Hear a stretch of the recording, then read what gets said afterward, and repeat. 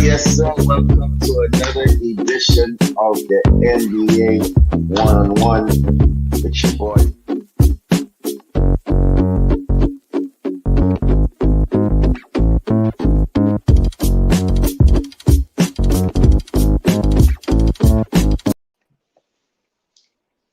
Yes, sir. Yes, sir. Welcome to another edition of the NBA One-on-One with your boy Stapha and your boy Soul Finger number 12. What's going on, Soul Finger?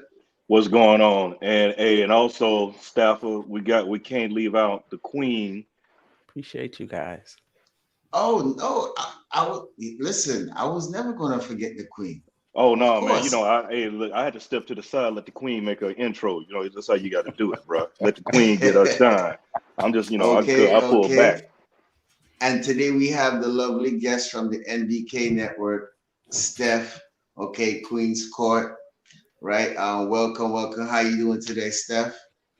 I'm doing very well. I appreciate the invite. It caught me by surprise, but I definitely appreciate it. Stafford Don, Soulfinger 12, Uncle Freezy, salute. And I had Stafford Don on my channel. That was on my show, I should say. And it was a great meeting. Soulfinger number 12, you're invited. Uncle Freezy, of course, Thank you. you're invited. I would love to have any of you guys on, and I'm happy to be here. Well, I'm glad and honored that we got you with us because you are what we consider Knicks podcast world royalty. To be Really? on our, I'm always surprised by that, but I Yeah. appreciate it. I appreciate it. Yeah. Well, before we get into the show, Steph, tell us a Mhm. little bit about yourself. Did you used to Sure. play sports? How Absolutely. did you get into the podcasting? Just Sure. round it up, Yeah, something yeah, short. yeah. I started playing basketball at 8 years old, and I played unorganized basketball. So believe it or not, back in the 70s, I think I'm giving away my age a little bit. On the block, we would put a garbage can against the building wall, and that's how we would play basketball, Right, 5-on-5. Uh, Probably in junior high school was the first time I actually shot at a hoop. In the schoolyard. Before that, I learned on the basketball court. And I mean, excuse right. me, in a garbage can. And in high school, my ninth and 10th grade, I was too shy to go out for the team, but I finally got up enough nerve to go out in 11th grade, and I couldn't play a lick. I didn't know nothing. I didn't know about posting up. I didn't know about being in the key. So 11th and 12th year, I played, but I didn't know what I was doing. But because of my height, I'm 6 feet tall. I was recruited to play Division III basketball. The first 2 years, I was at City College of New York in CUNY up in Harlem. The first two Nice. years, I didn't play. I scored like 38 points in 2 years. I did not play. Oh wow. Yeah, yeah. I learned a lot though. We won a championship, a conference championship those 2 years. I sat out Nice. the last year because I was struggling with weight problems. I got my weight down. And then it took me 5 years to graduate. So the next 2 years, I played basketball and I went to work. I went to work. Okay. Shout out to Larry Fuller, who I recently found out is now deceased, who really helped me hone my game mentally first. Then, Right. and then the physical aspects of the game. And I did very, very well. We won 2 more championships. I was a big part of that. I went on to coach at City College. I won 3 championships there as a coach. We went to the NCAA tournament for the first time. We lost in the first Okay. round though. And I've been watching the Knicks since the early 80s. So I've been through hell, if you will, with the Yes. with the Knicks. And Right. I had a lot of giant podcasts that I was listening to, and I was trying to find some Nick podcasts. I didn't know about YouTube at the time. I was looking for some Nick podcasts. Every Right. time I got on a Nick podcast, they was talking about Nilakina. I was like, all right, this is not going to work for me. Then I was on YouTube for something else, and I came across a few podcasts, and I was like, wow, this is what's up. Like I Right. heard balanced views on different things and what have you. And I gravitated toward Nothing But Knicks, and I used to watch them a lot. And one day I just got up the nerve to ask him, Took me about a few weeks to DM him and ask, can I come on the show? Because I was active in the chat. And he said, Right. yeah. And I was on for like I don't know, a month or so. And he asked if I was interested in doing the show. And here we are. Boom. That's what's up. Congratulations, man. Yeah. That's a lot of Yeah. Thank you. accolades. I didn't know you coached in college. That's I Yeah. did. what's up. That's what's Yeah. up. That's what's And up. I'm in the City College Basketball Hall of Fame as well.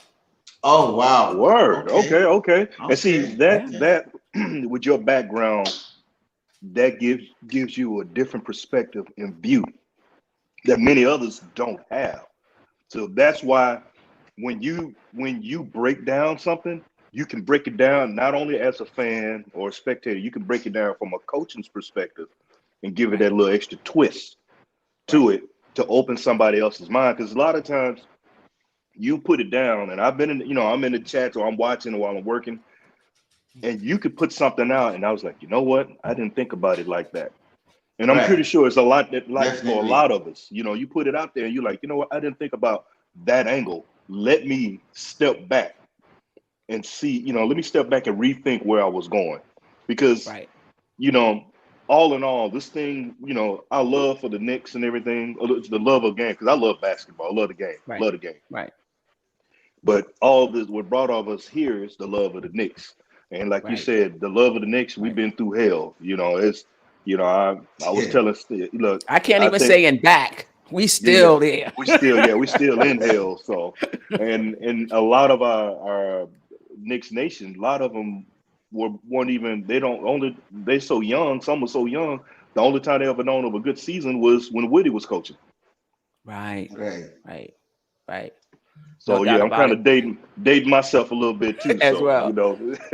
But I want to say that I learned from people in the chat too. Like I'm never hmm of the perspective that because of my age and because of my experience that I can't learn. I learn a lot from people in the chat. I listen to you guys as well. I listen to other podcasts and I learn as well. And the same thing. I say, wow, I never thought of it. I never thought of Right. it that way. So Right. I mean, you may come from a different perspective, but at the end of the day, it's just your opinion, hmm Right. right? I can't say Right. based on my experience, I'm right. Yeah, It's Right. just yeah. my opinion. And at the end of Right. the Right. day, we all want the same thing. We want a championship. We're No starving doubt for a about it. championship, and that's all we want. Exactly. Exactly. All right. So let's go ahead and start the show out. So it's All-Star Weekend. As you could see, we had about 4 contests already passed for the weekend already, and tonight is the big game. So so let's start off with the Clorox Rising Stars game, right? Where you had I believe was 3 teams hmm sprinkled with a couple G League players. Mm-hmm. Um, each team had to play till 50, and I think in the championship game they went to 25. Right. Yeah. So so I'm going to swing the question to you first, Steph. What do you think about that new format, and was it entertaining to you? I loved it. The only thing disappointing about it was that there weren't any Knicks on it, on the team. But I like that 4 game round robin, format. It was like a playoffs in one Yeah. day, hmm you know. Um, so I really liked it. I thought it was competitive. It was exciting. Some of those games went down to the last possession, basically, and then the way they involved Isaiah Thomas. What was the coach of the Because other? it Well, was anyway, all Barry, of Team Isaiah, Barry, Barry. yeah, Yeah. Barry, Team and Barry. Barry was into it too. Yeah. Yeah. right? Yeah. He was into it, giving them instructions. Just the way they incorporated some of the older plays in it. I really loved that format. I hope they continue it. That was the best change they could have made. What you think, Soulfinger? You know what? I was watching it and I was like, you know what? This is something new, and I was like, I was digging it because to me, it gave me a feel of a pickup game. You going out there, hey, who got next? You got your squad, I got my squad, Right. and then Right. you got out there and you had to go get it. So I like what you're doing. You're bringing in rookies, sophomores, and then the best thing about it, G League talent. That lot, if Yeah. you don't have them in your area, don't follow the G League, you get to miss. You will miss these cats. So you got Right. them out here as well. And then seeing the coaches. You got. I mean, look at it. Barry, Isaiah, Peyton, Big Mm-hmm. Game James as the Yeah. coaches. So, and I'm just, I'm not gonna lie, I was geeking out in my own way when I'm looking at the coaches and just kind Right. of putting Yeah. myself in the mind, or if I could put myself in the body of one of those young players, and you Mm-hmm. sitting up with a Hall of Famer as your coach. Granted, it's All Star Weekend, I get all that, Right. but think about the one-on-one conversations you could possibly have. Because Right. if they're Right. not networking with these legends, they're doing themselves a disservice. And that's the way I Right. look at it. Because Right. if I'm on James Worthy's team and I'm a forward or I'm a big man, I don't care what position I play. I could be water boy. Hey man, Mm-hmm. what do you do? What you think of this? Why you think of that? Right. This is what because he's watching, when he's come in, because he's, being that I'm out here in San Diego Mm-hmm. and we get the Knicks, the Lakers network. He's on there. He's on there, and he's breaking down film, footage. So Mm-hmm. you're a young player. You come to LA. He's watching you. You would talk to him. You would think. So I like the format. Um, that's something positive to Yeah. move forward with the All Star Weekend, and I hope they can continue it this way. Yeah. Me too. Okay. Yeah, I thought it was also entertaining also too. The young guys from the sophomores to the rooks. Some of them showed out. I was very impressed with Sadiq Bey in the first game. Yeah. Mm, He showed, Villanova. yeah, he showed me Yeah. a lot of his game, so I was very impressed with him. Jalen Green, um, he was shooting threes from yeah, he was he he was was he letting was it he was go. he was making Yeah. them, so it had a couple of highlights that I like. I like the format still. At the end of the day, Cade was the uh, MVP. was the MVP of that particular tournament.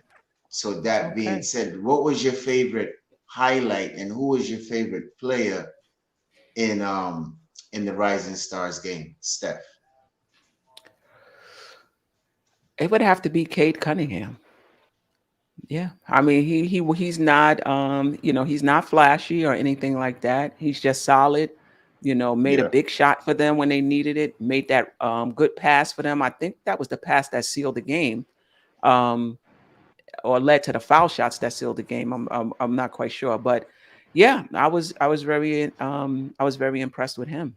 Actually, he's probably understated. He's understated though, but I just like watching him operate. Soul Okay. Finger. You know, I like Cade. Cade is a steady Eddie kind of cat. He's not flashy, but he comes out there and he puts in work. Hmm. But I was checking out that Jalen Green though. Jalen Green was putting Dynamic. on the show. He put on the show. Hey, the young fella came out and put on a show, and he was coming down. He was trying to get it. So, and for me, it was the energy that he was bringing. And I'm gonna be honest, it surprised me. I was a little worried because they were shooting a lot. His squad was shooting. I mean, they won that first one, but coach told him shoot the three, shoot. Yeah. So, but I was like, hey, maybe it's doing too much shooting. But Jalen Green, he brought that energy, right? I Yeah, like him. he did. And He this is the did. thing. He came out of the G League. Yeah. He came out of the G League. So that says, for many that may not like the G League or look as a demotion or whatever, you can still cultivate, grow talent, and get talent out of the G League, especially in this day and age when, I don't agree with you got a young fella that can go from high school to pro. Why are you penalizing him from making his money? You don't do it in other sports, but you want to do that. I mean, besides NFL, they don't do that. But you're gonna penalize him for making his money? No. But if you got to open up for the G League, let him go, and you get a talent like a Jalen Green. Come on, man. college ain't for everybody. You know, Right. and so and we I'll tell you, we in the pod that's on if you're watching the channel, you know somebody that can't walk and chew bubble gum at the same time. So let alone you put them to a book, but you put a ball in their hand, they can get busy and go to work. Yeah, and on that same team of Barry, you had Evan Mobley.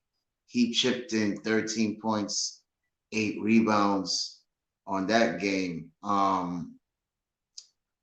Let me see who else was really a highlight that I really liked. You had Josh Giddey. I think that young man. I think his passing skills Hmm. and his basketball IQ is just I don't know, man. It's like I don't know if it's a second coming of Steve Nash. You know, he just got that flash to him. You know, what do you think about Josh Giddey, Stephanie? I like him. Remember, we played OKC before the Mm. break, before the All-State break, and he dropped that triple double on us. Um, I liked him. I like him. I liked him coming into the draft. If he can ever consistently get that jump shot down, he's already a problem. He's going to be more of a Hmm. problem. Yeah, I really like him, and he has good size as well.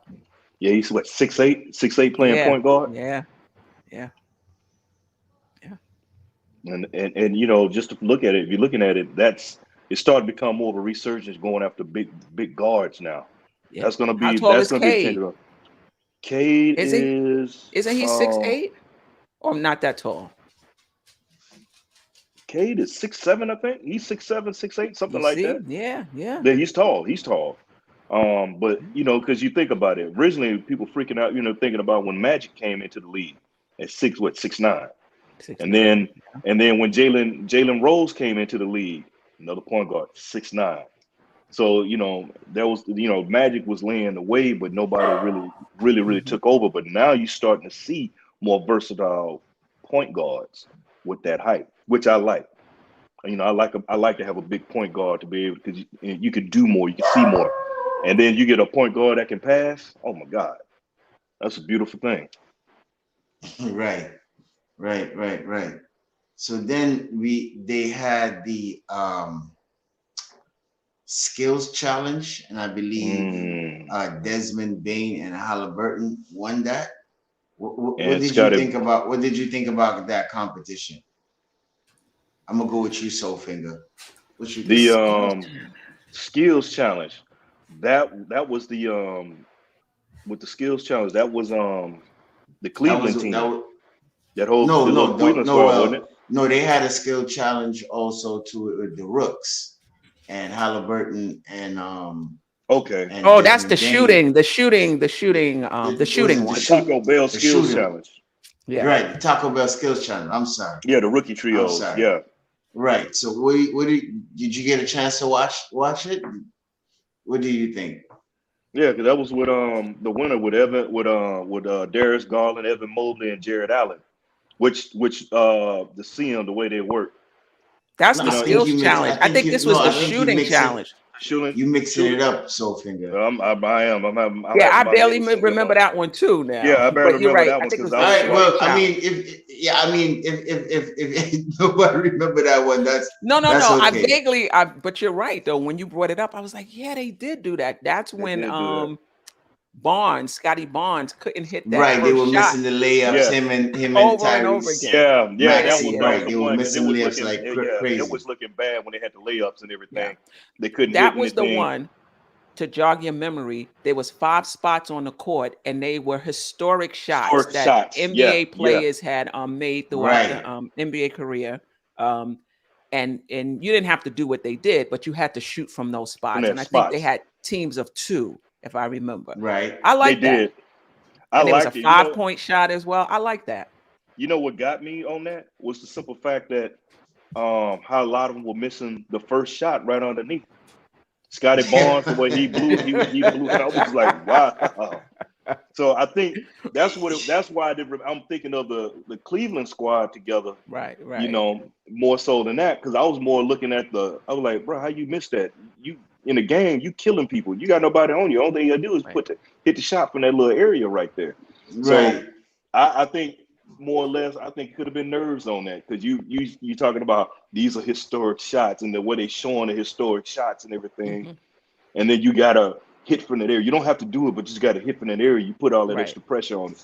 So for me, it was kind of like as you see, I didn't really remember it, but I was too busy looking at the misses.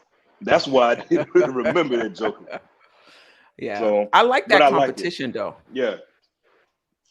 Yeah, so you know what? So that's just a good segue to get into the other one, the other skills challenge. We're gonna start with that other segment also too. So what did you think about that, Steph?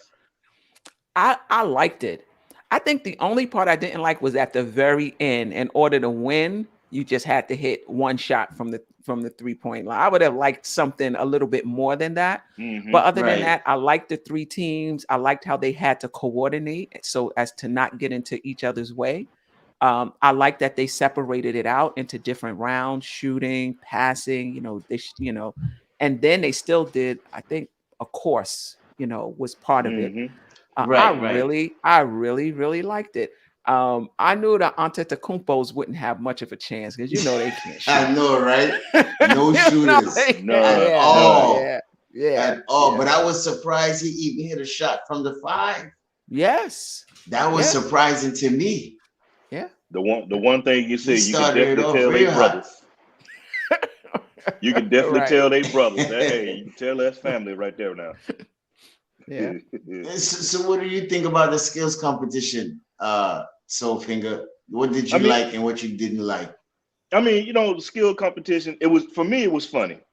Because, like I said, you got the brothers out there, they formed up their own team to do something, which I thought it was cool to have, you got your brother, you got both your brothers out here to be able to do. So that's something I like.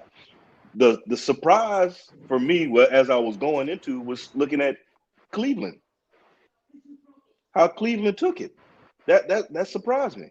I mean, it wasn't it was to see Jared Allen out there because Jared Allen's mainly looked upon as a rim protector, blocker, or whatever. But to see him out there doing some skills challenge, Darius Garland, since he made that move, he coming into Cleveland and taking that point. With him getting the move and being the point guard, you seeing him his star get brighter. You seeing what possibly happening. And Evan Mobley, come on, man, we looking at one of the rookie of the year candidates right there between he and Scotty Barnes. And I'm gonna throw in the other guy that Giddey. I'm gonna give him a little honorable mention right now, but it's Scotty Barnes and Evan Mobley. Evan Mobley he's something. It's special. So what? See, you're gonna go just not mention Cade at all? You just gonna pass him just like that? I'm not gonna pass on that, but I'm looking at you got Cade, but me, man, that Evan Mobley is a monster, man. To be 7 foot, but look at it. He's 7 foot in the way he moves. Cade, we see what Cade was number one, and I get it. I get Cade. I get it. Trust me. Evan Mobley has been. I knew he was good. I didn't know he was that good. That's the surprise for me. He's constantly to be 7 foot, to be able to handle the rock, to shoot the rock, to get down in there.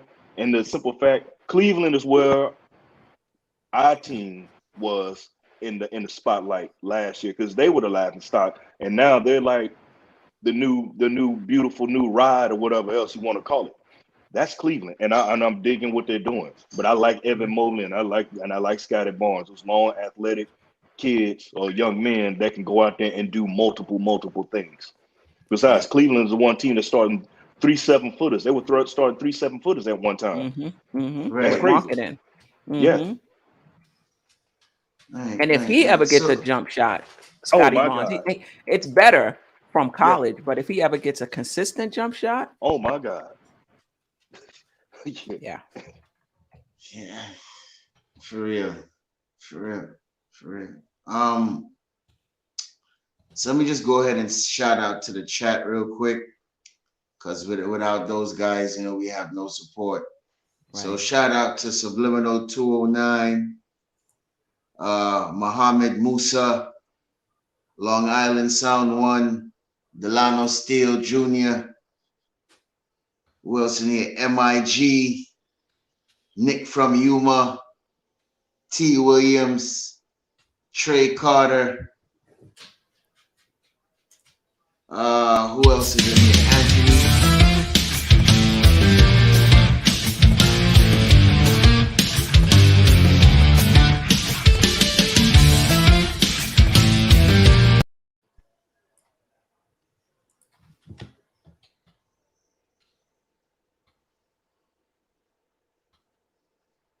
All right, so you're back from that commercial right there.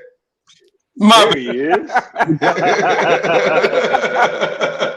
This is live TV, folks. What's good? Yeah, my bad. I Unscripted. was trying to jump in, man. My bad, y'all. My bad. Unscripted. Yeah, man. Right? So I heard, So- I was listening to the conversation, man. I really, man, y'all are getting it in, man. Y'all mind if I join?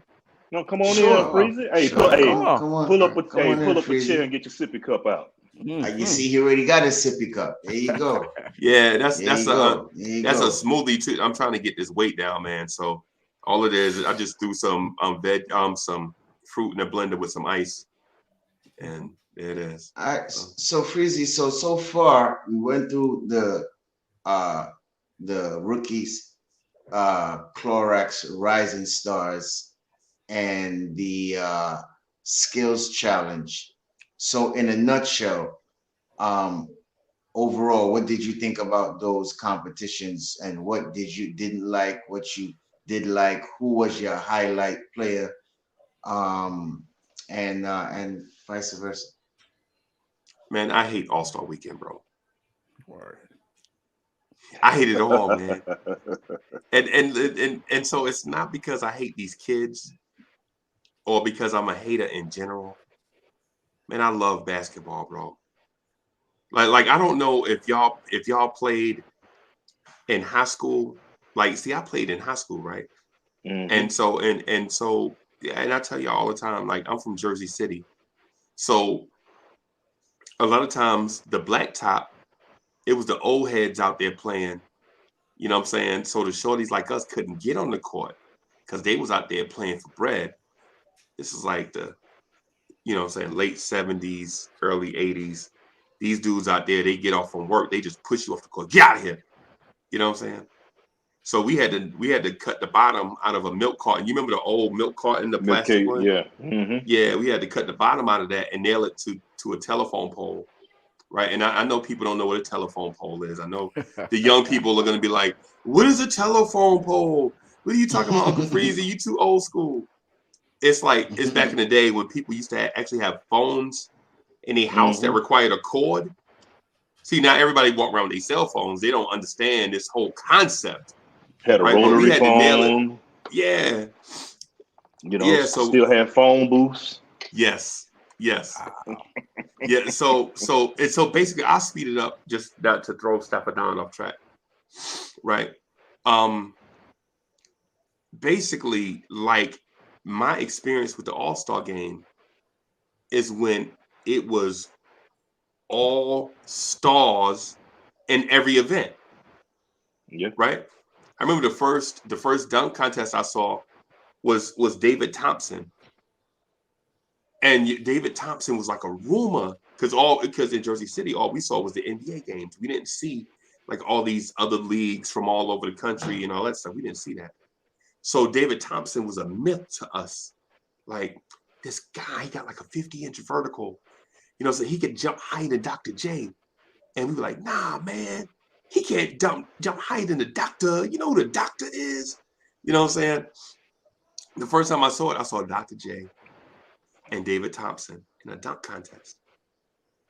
And I was like, it just blew my mind. Wow, man. This dude got the audacity to be out here with Dr. J. Who he think he is?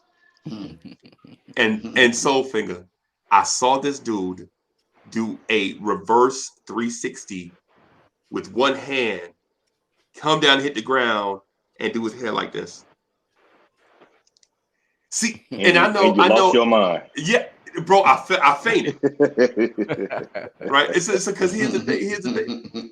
See, it's Stapha. I promise you, I'm not gonna throw your point off track, right? But back then, cool was everything, boy. You know what I'm saying? Like I saw. I know, and y'all gonna be like, man, here go old man. He going off on this tangent, everybody. But I saw Jackie Wilson go the mic down, do a split, get up, and kick the mic back up, and the mic came back up perfect, and he did like this right here, and oh boy, this is a treat for me, right? But you know what, Freezy, when you say that, it made me think about, you remember Morris Day, how he used to do the spin, and then what did he do after he come out of the spin? Yes, that meant you was cool, boy. That mean no hair out of place. You know what I'm saying? Now I know this is a different time and people don't think the same way, but what I'm getting at is when I first started watching this thing, the All-Star Weekend, it was all stars in every event, right? And the closer we get to present day, we see less and less stars in these events. Right. So now it's All-Star Weekend without the stars. Right. So now I'm watching the skills challenge with Alex Antetokounmpo. What are we watching? He a G Leaguer. He not even the best dude in the G League. What are we watching? So I mean, I get it. I saw the stuff. I was the Friday event I didn't see, but I did get to see Saturday stuff. You didn't miss. I mean, you didn't really miss much. Myles Garrett, though, I didn't know. You know, you look at Myles Garrett out there with everybody else. The man is a monster. He's huge, and he actually can get up. Yes. But other than that, it was. He might have enjoyed the Rising Star game the way they did that. They had 4 teams. And then those teams, and then it went to 2 teams. Then it went to the champ. That was pretty good. The celebrity game you did miss in there, but the Rising Stars, like I said, it was like a pickup game. It was like, hey, you got your squad, I got my squad, let's get it. Right. And so just for the record, so Stapha, just so I can put this on record, bro, because I don't know if you know this or not, but I want to scrap the dunk contest because it's trash. The 3-point shootout, the skills thing, and just do that type of tournament with NBA stars. The one that you just mentioned, like a tournament style. Instead of the All-Star game? It's the All-Star game too. I think the championship of that tournament should be the All-Star game. That's nice. That's what's up. I like that. That's what I was thinking, because the dunk contest. Yeah, it was. I mean, we're gonna get into that. We're going to. We ain't going to. I see Freezy face already. So, so the next competition was the 3-point competition, and I believe my favorite and Freezy's favorite was the 2 finals, right? But I'm gonna go to Steph first. Say that again, Soulfinger. Yeah, we had, I had one in there. One of them I liked, but my second one didn't even. He got knocked the second round. The one I picked to go was in there. What about you, Steph? Who was your favorite in the 3-point competition? I didn't go in having a favorite, but I was rooting for Towns. Just him being a big guy. Okay. But I didn't go in having a favorite, but I found myself rooting for him. Yeah, well, I had a favorite. I had Kennard and I had Desmond Bain, and Kennard didn't really come through. Yeah, he was close though. He had that. He was close. I know it was between him and Towns. One shot. Just one that last. If he would hit that last money ball. See, I had Kennard. Kennard was my favorite. Patty Mills was second. My dark horse was Desmond Bain. Desmond Bain got knocked out the first round. But I like Cat, and I wanted Cat to do real good for the fact that he's a big man, and it further proves the evolution of the NBA big man. And also because of everything that others have said about Cat in the past. No, but here the funny thing about it, Soulfinger. You see when Freezy said Cat, I laughed. I'm like, Cat ain't winning no 3-point contest. All these shooters they got in here, and you gonna pick Cat? And when I seen he got to the final and won, I couldn't say nothing. All I just thought about Freezy saying, ha, ha, ha, I told you. Right. You know Uncle Freezy is. They say Uncle Freezy is correct 100% of the time. So yeah, man. Yo. So Freezy, what do you call it, man? Big cat, man. Yo, I mean, how did you pull it out, bro?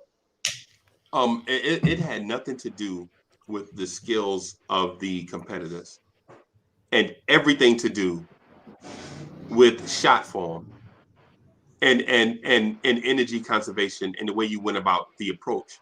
Right. Karl Anthony Towns had the cleanest shot form. He doesn't jump high. It doesn't have a high release on his jump shot, so he uses less energy. So he'd be able to repeat his motion consistently over the course of 60 seconds. You know what I'm saying?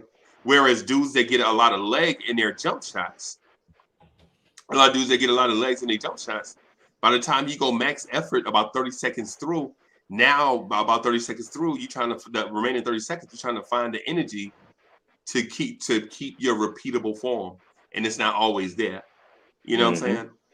So when you look at dudes that won it in the past, like Larry Bird, Kevin Love, Steph Curry, they don't jump high off the floor and have their arms really high like Ray Allen, right? They basically have a short form that's repeatable, and Karl Anthony Towns has a short form that's repeatable, and that's how you pick who can win. It's not that Trey the ball why am I saying Trey the Barge, huh? Trey Young. It's not that Trey Young is not a great shooter. It's you can always call him meat. You know, you always call him meat. Shout out to Jay Boogie. It's not that Trey Young is not a great shooter, bro. It's just repeating that same motion over and over and over again, best you can during a thing. That's how I came to that conclusion. So Steph, what position did you play when you played basketball? I play center. Oh, you played center. Okay. So back then you wasn't shooting at all. I would shoot. I would shoot from the free throw. I could shoot from the free throw line extended and in. Baseline extended. I had a nice shot, but I didn't shoot threes at all. Okay. I was just seeing what position, it's center. Okay. So let's go to Freezy's favorite part of the night. Look how Freezy looking. Look how his eyes lit up. Look at the look of the jovial joy on his face. His favorite player. His favorite player. Won the dunk contest. His favorite player. Yeah, man. So you know what? We're gonna start off with Freezy because I heard his rant earlier, and I'm gonna let Stephanie go next.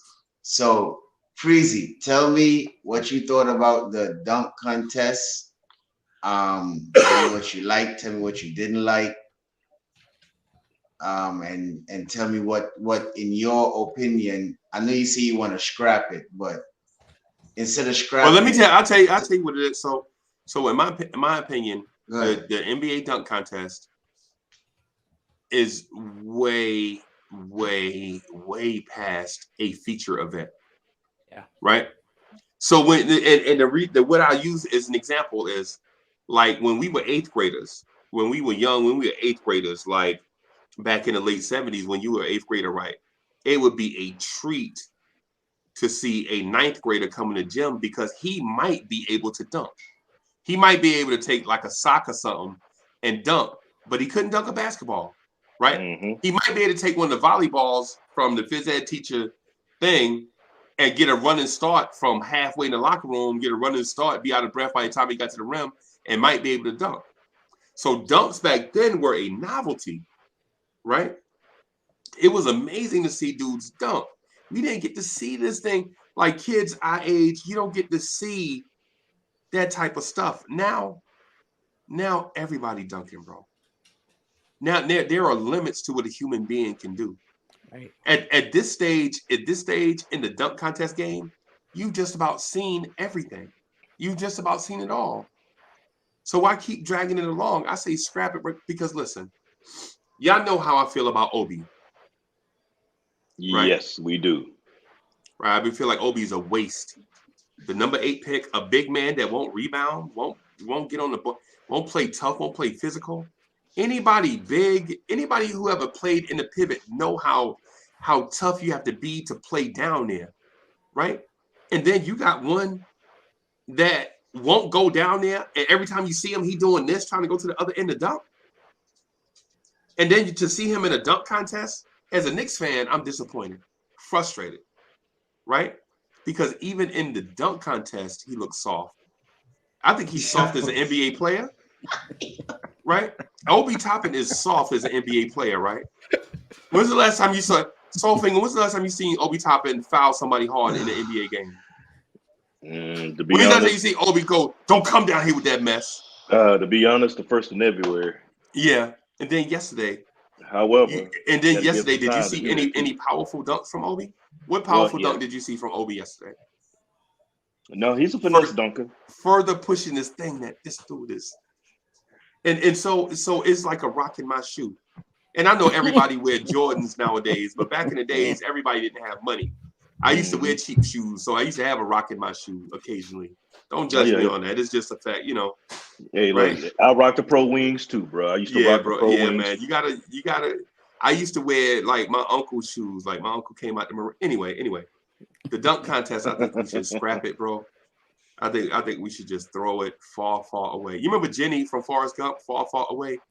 That's what I think we should do with the dunk contest. Just get this thing out of here and do that tournament style thing, so I could see LeBron James grab a bunch of his boys, play in a tournament against Giannis and a bunch of his homeboys, and KD and a bunch of his homeboys, and Steph Curry and a bunch of his homeboys, and Donovan Mitchell and a bunch of his homeboys versus Damian Lillard and a bunch of his homeboys with a bag of money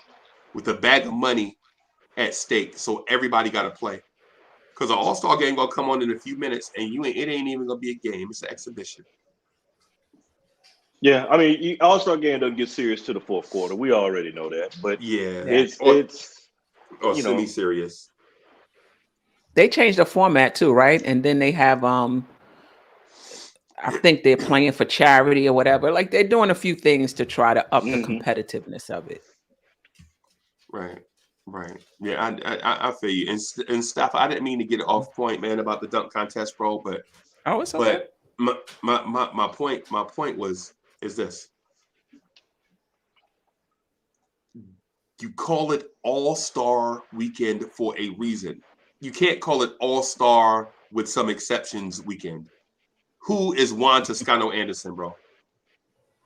Who is Obi Toppin? For you to feature on a Saturday night, you featured Juan Toscano Anderson and Obi Toppin.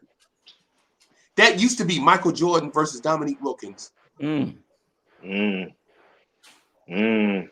Carter and Tracy McGrady.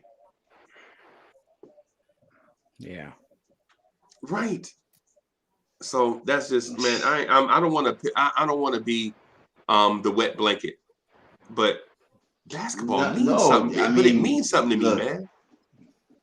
I understand that. I understand. Trust me, I understand. Steph, what do you think about the dunk contest? Was you entertained? Was you disappointed? What did you like? I was disappointed. Didn't you like? Okay. I was disappointed. I thought it was a waste.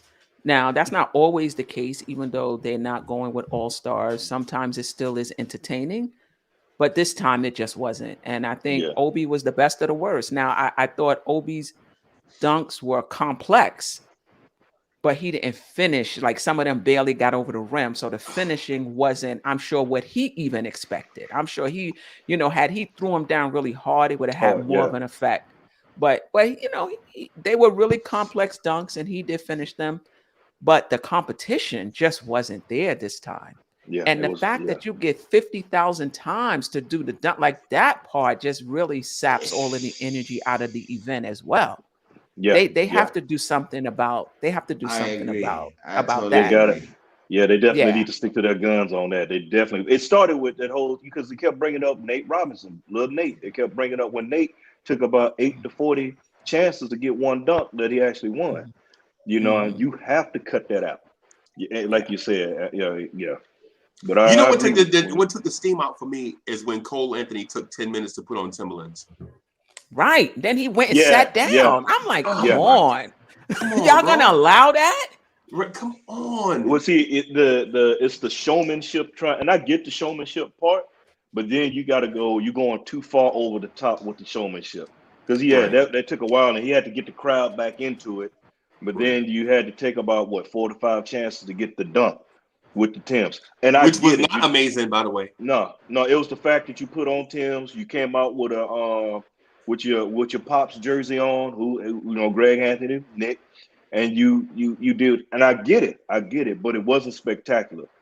For my man Juan, his dunks were all recycled dunks that he couldn't hit, Right. and then Obi was original, but they were flash but no power. Right. From a dude 6'9", 220. You know, so that was the knock on that. And then, you know, same for I didn't get Jalen Green's when he had the whole he's trying to come out with I'm videoing myself while I'm dunking, showing it rolling around his neck to go out there, and then he threw it up but couldn't get the dunk. So it's overall, on the show previous, Staph and I were talking about it leading up to All-Star. We talked about it, and I said Obi should win unless they put the screws to him. Because you got to look at the competition. I didn't really see anybody going. And other players, there's a lot of other players we would love to see Bridges out there. The way he been flying around in Charlotte. Because Obi didn't have anybody to challenge him like that. Right. And Anthony then Edwards. well, Anthony Edwards he even said himself to disappoint because I was talking to man. Shout out to DSJ because we talked earlier this morning. Anthony Edwards will never see in the dunk contest because he said he doesn't think of original dunks. He's an in-game dunker. Right. Right. So and then you got to understand you got in-game dunkers, then you got cats that can go just do something off the top of the dome and dunk. Right. And as much as we like, and maybe Bridges is an in game, maybe he's an in game dunker. So that's the other thing that takes away. He doesn't have the originality to come back. One thing that DSJ we were talking about, maybe you want to change it up, set it up as an in game dunk situation. Have a point guard come out, get you the ball, and you do what you do in the game in a dunk contest. That's another option you could possibly go. So DSJ was talking about it, just throwing something else out there. But I was disappointed. Not gonna lie, I'm with you, Queen. I was disappointed in it because it didn't have that fire. I was like, I wanted more, but you couldn't get. How hot can you get when you saw that lineup for the dunk contest? That's true. You really couldn't. It's like, all right, I've been eating beanie weenies for the last 2 weeks. And then you say, hey, I got something new for you. What you got? I got weenies and beanies for you today. It's still beanie weenies. I don't care which way you flip it around. It's still the same thing. I can't get up for this. I'm tired of eating this. Right. So it's just one of those things. Right. I was disappointed too. It I'll be was right no back. originality. Everything was as you said. Soulfinger was recycled. As I said yesterday on Ron's show, I'm tired of the going through the legs. It's like, how many times we gonna go through the legs? That's kind of, to me, that's kind of played out. The only originality that was real creative was Obi's last dunk. That was it. Well, his first Otherwise, dunk, that first dunk was going over somebody yeah, but around the back and going yeah, but that was still through the legs though. I'm tired of that. over somebody the way he That's did just it. me, I Soulfinger. haven't seen anybody go over like that. But the problem with Obi's dunks, they weren't, with Dominique, Neek brought power. Yeah. When Neek, even in the slam, when he and Jordan went at it, and I still say, hey, he's got Jordan fanatics, Neek got robbed. I said it. I said it way after Neek got robbed because it was in Chicago. They had to give it to Jordan. Neek got robbed. That was Neek's. But Dominique, the power he brought with his tomahawks, vice what some of the other guys do. You know, Obi is graceful, and I get it, but you need some power behind your dunk. You know, JaVale. It was just disappointing to me. No, it wasn't. He didn't have anybody to match him. That's what I'm saying. You need to, if you got to talk, if you're gonna do, how about you bring back previous champions for the slam dunk contest, and have them go at it, something. But you need to have some names. Yeah. But a lot of the cats, you like, Obi was the and favorite. I agree with Freezy too. You need to have all stars too, man. But they don't want to do it. That's the thing. Yeah, like I said, Obi had crazy. You know, Adam Silver need to do something. He needs to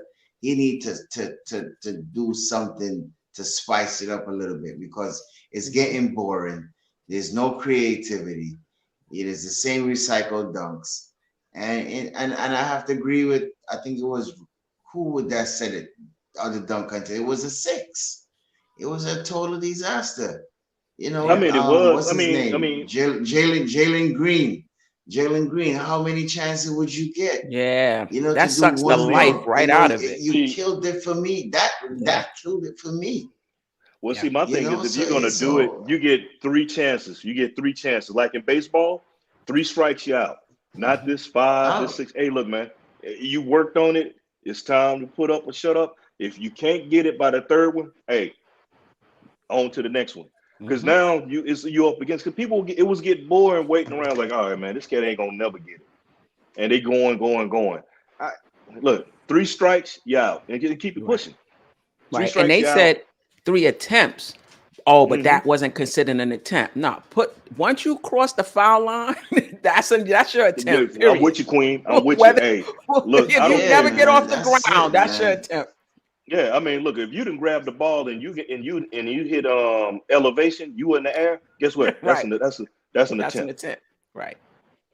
For real. So if y'all guys haven't subscribed, go ahead and subscribe to the Lawrence Tears channel. Okay, smash that like button. Okay, if you like the content, okay, go in the notification. Give us your opinions. If you got ideas, go to the comment box. We love to hear you. Okay. Follow me on Twitter at Stapha. Okay. Send me your questions, your opinions. Let me know what's going on. Also, Steph, give a short plug of your shows. Tell the people where they can find you. Yeah. I'm hosting the Queen's Court every Monday, 8:30 p.m. on the Nothin But Knicks network. If the Knicks play that Monday, I usually go an hour before they play, which has been happening as of late. So this is the first Monday coming up where the Knicks don't play, the first time in a long time. So I'll be going at 8:30. Then Wednesday, I co-host with Tony Crow. We have a show called The Crossover, crossover between Queen's Court. Blackest Time. Yeah, and Knicks and Bruises. And that's Wednesdays at 6:30.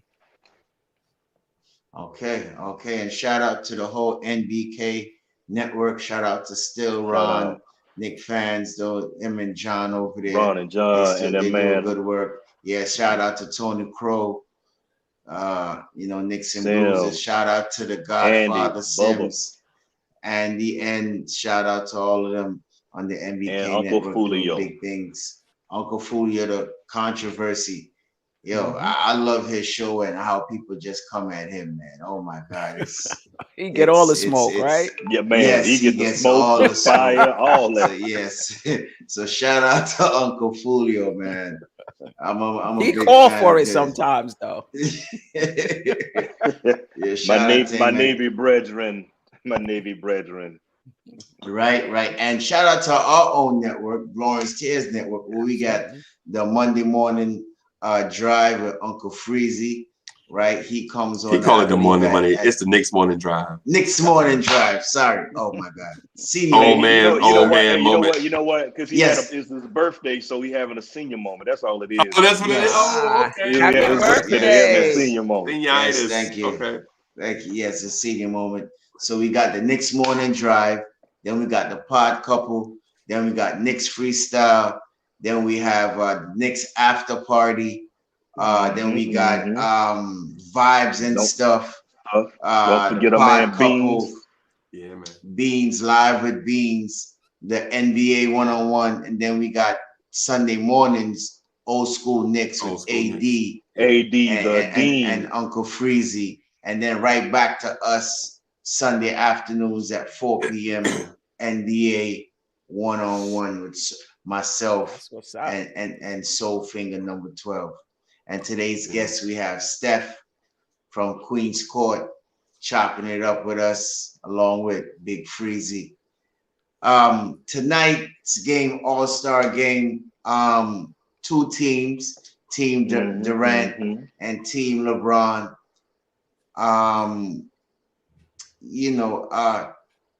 They had a lot of changes.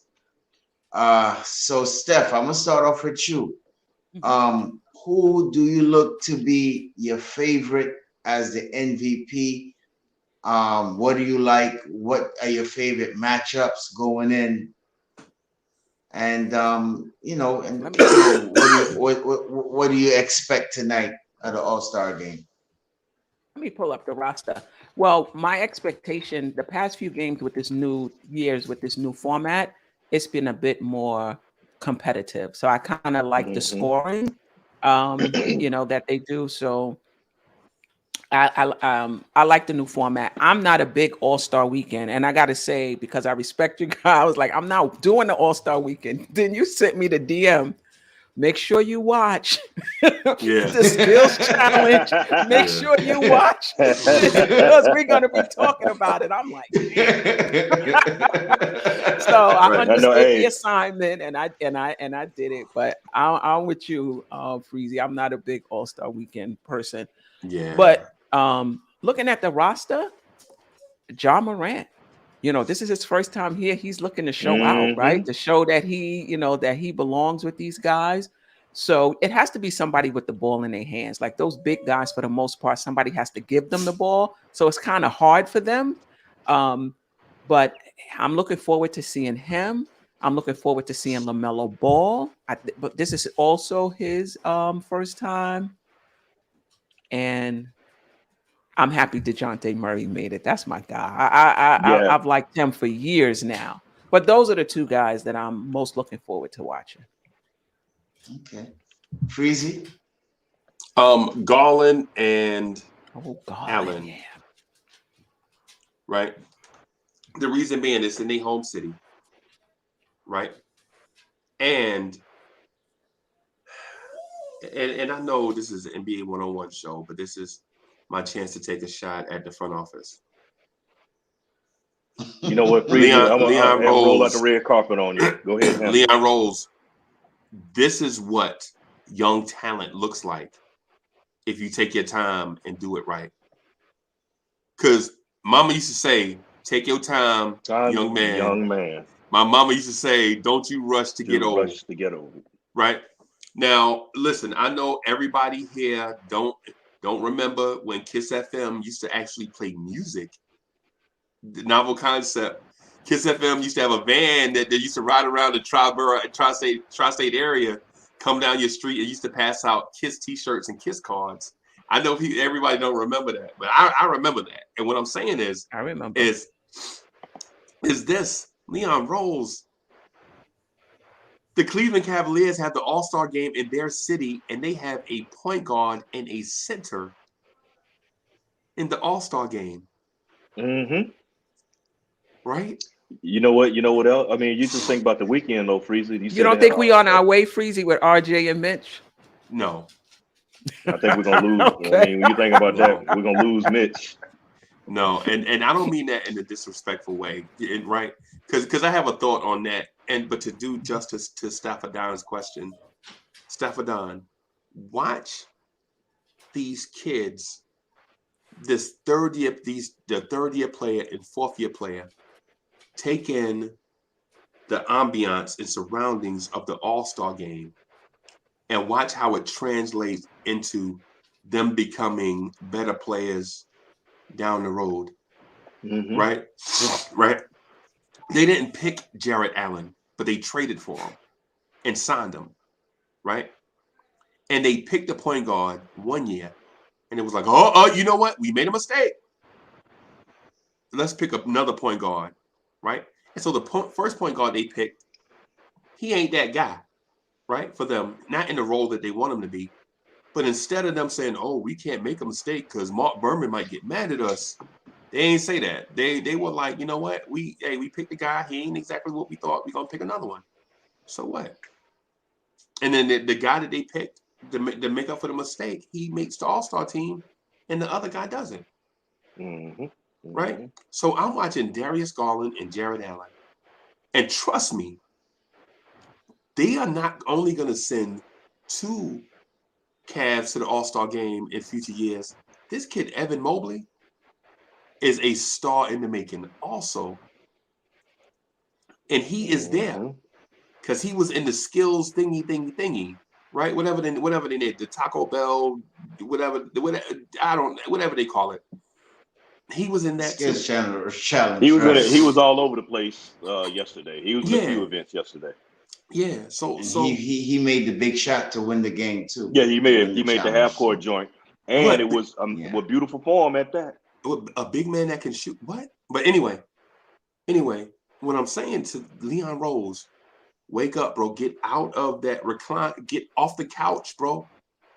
Put that pastrami and raw sandwich down and do something, man. This is what. And okay, to sum it up, this is what it sounds like when doves cry. That's all I got to say. I'm finished. Soul finger. Man, I'm gonna have to follow. I'm gonna have to follow All-Star up on game, that, man. Yeah. What, who are you looking for as your favorite MVP? Your expectations. What you know.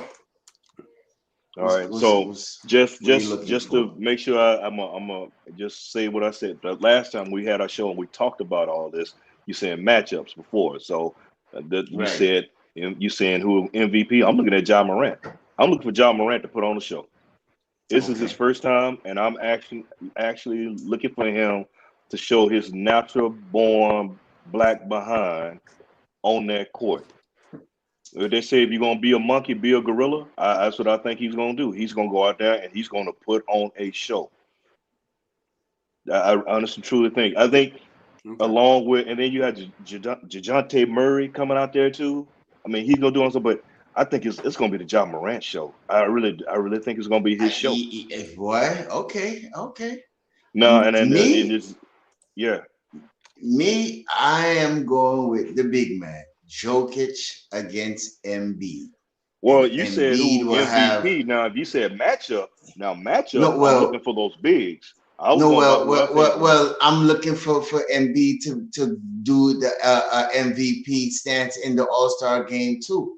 Also, and my matchup is going to be him and Jokic. Yeah, so that's the matchup. So when we talking about MVP, I think Embiid gonna have something to say to Ja Morant about that. Okay, because he's gonna want to show out and show that he can do something also too. Because I think his motivation with Cat winning the 3-point contest for big men, I think he's going to want to come out and show out also too. So look out for Embiid against Jokic. That's still going to be my matchup, and I'm going with Embiid for my MVP. Just real quick, just looking at it, you got Embiid and Carl and the Big Cat on the same team, and ain't no love lost between them two. Ain't no love lost right there. That's like Ike and Tina right there, bro. I'm just saying. Is Steph? Is there a matchup? Are you looking at on the teams that that stands out to you? The point guards, Morant and Ball. Wait, are they on the same? Okay. Wait, I just they're on the same. They're on the same squad. I mean, because I like Durant's team. Durant got his team is a. I like his team too. But if you're looking at let me look at the rosters again. You're looking at because you got LeBron has Steph. He has James Harden. Mhm. You got Darius Garland and Donovan Mitchell. Oh, you got Chris Paul. And he got a lot of guards though. And Fred VanVleet. Mhm. He's got a lot of guards. Yeah, he got You a look at. lot of guards. Yeah, I mean, Like it's But not a five or but six balanced the of team. them. starting five. But who's But the out of the starting starting five, five? Giannis, Steph, DeMar, the Joker, and of course LeBron. That's the starting five. Wow. Right. That's his And then five. on Durant team, what is the starting five? Embiid, Ja, Jason Tatum, Andrew Wiggins, and Lil Meat Trey Young. All right. So with that being said, what's the matchup that you're looking forward? Mine's is Jokic and Embiid. So Oh, but of Steph, Okay. course, with that starting five, what's the intriguing matchup for you? I would probably go with that because Giannis, to me, would I mean you could say Giannis and Tatum, but I think Giannis takes that. Yeah, Mhm. I would probably have to go with in terms of intrigue. I would have to go with Embiid and the Joker. Okay. Freezy, you see Trey Young something and that you like Curry there? too. Trey Young and Um, Curry.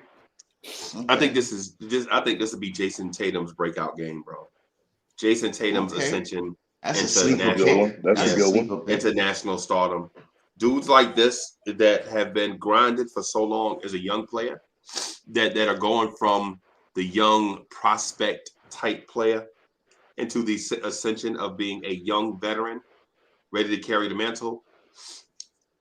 I'm saying Jason Tatum versus any of the opposite team defenders. I think this is Jason Tatum's time to come shine. You know, and what happens, and I don't know if y'all remember this, but Tracy McGrady did that too. He grinded behind the scene. Everybody was a bigger star than him.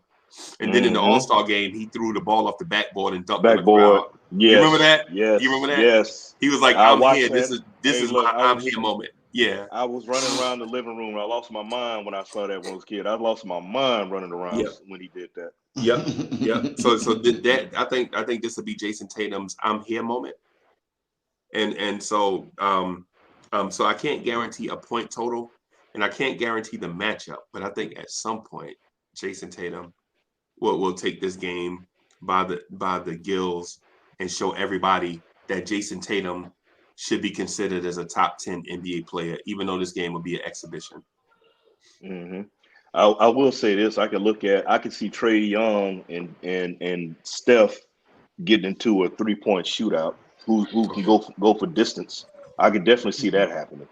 Who's Mhm. gonna have who's gonna let the longest bomb go? That's going to happen between the two. I can just see that happening.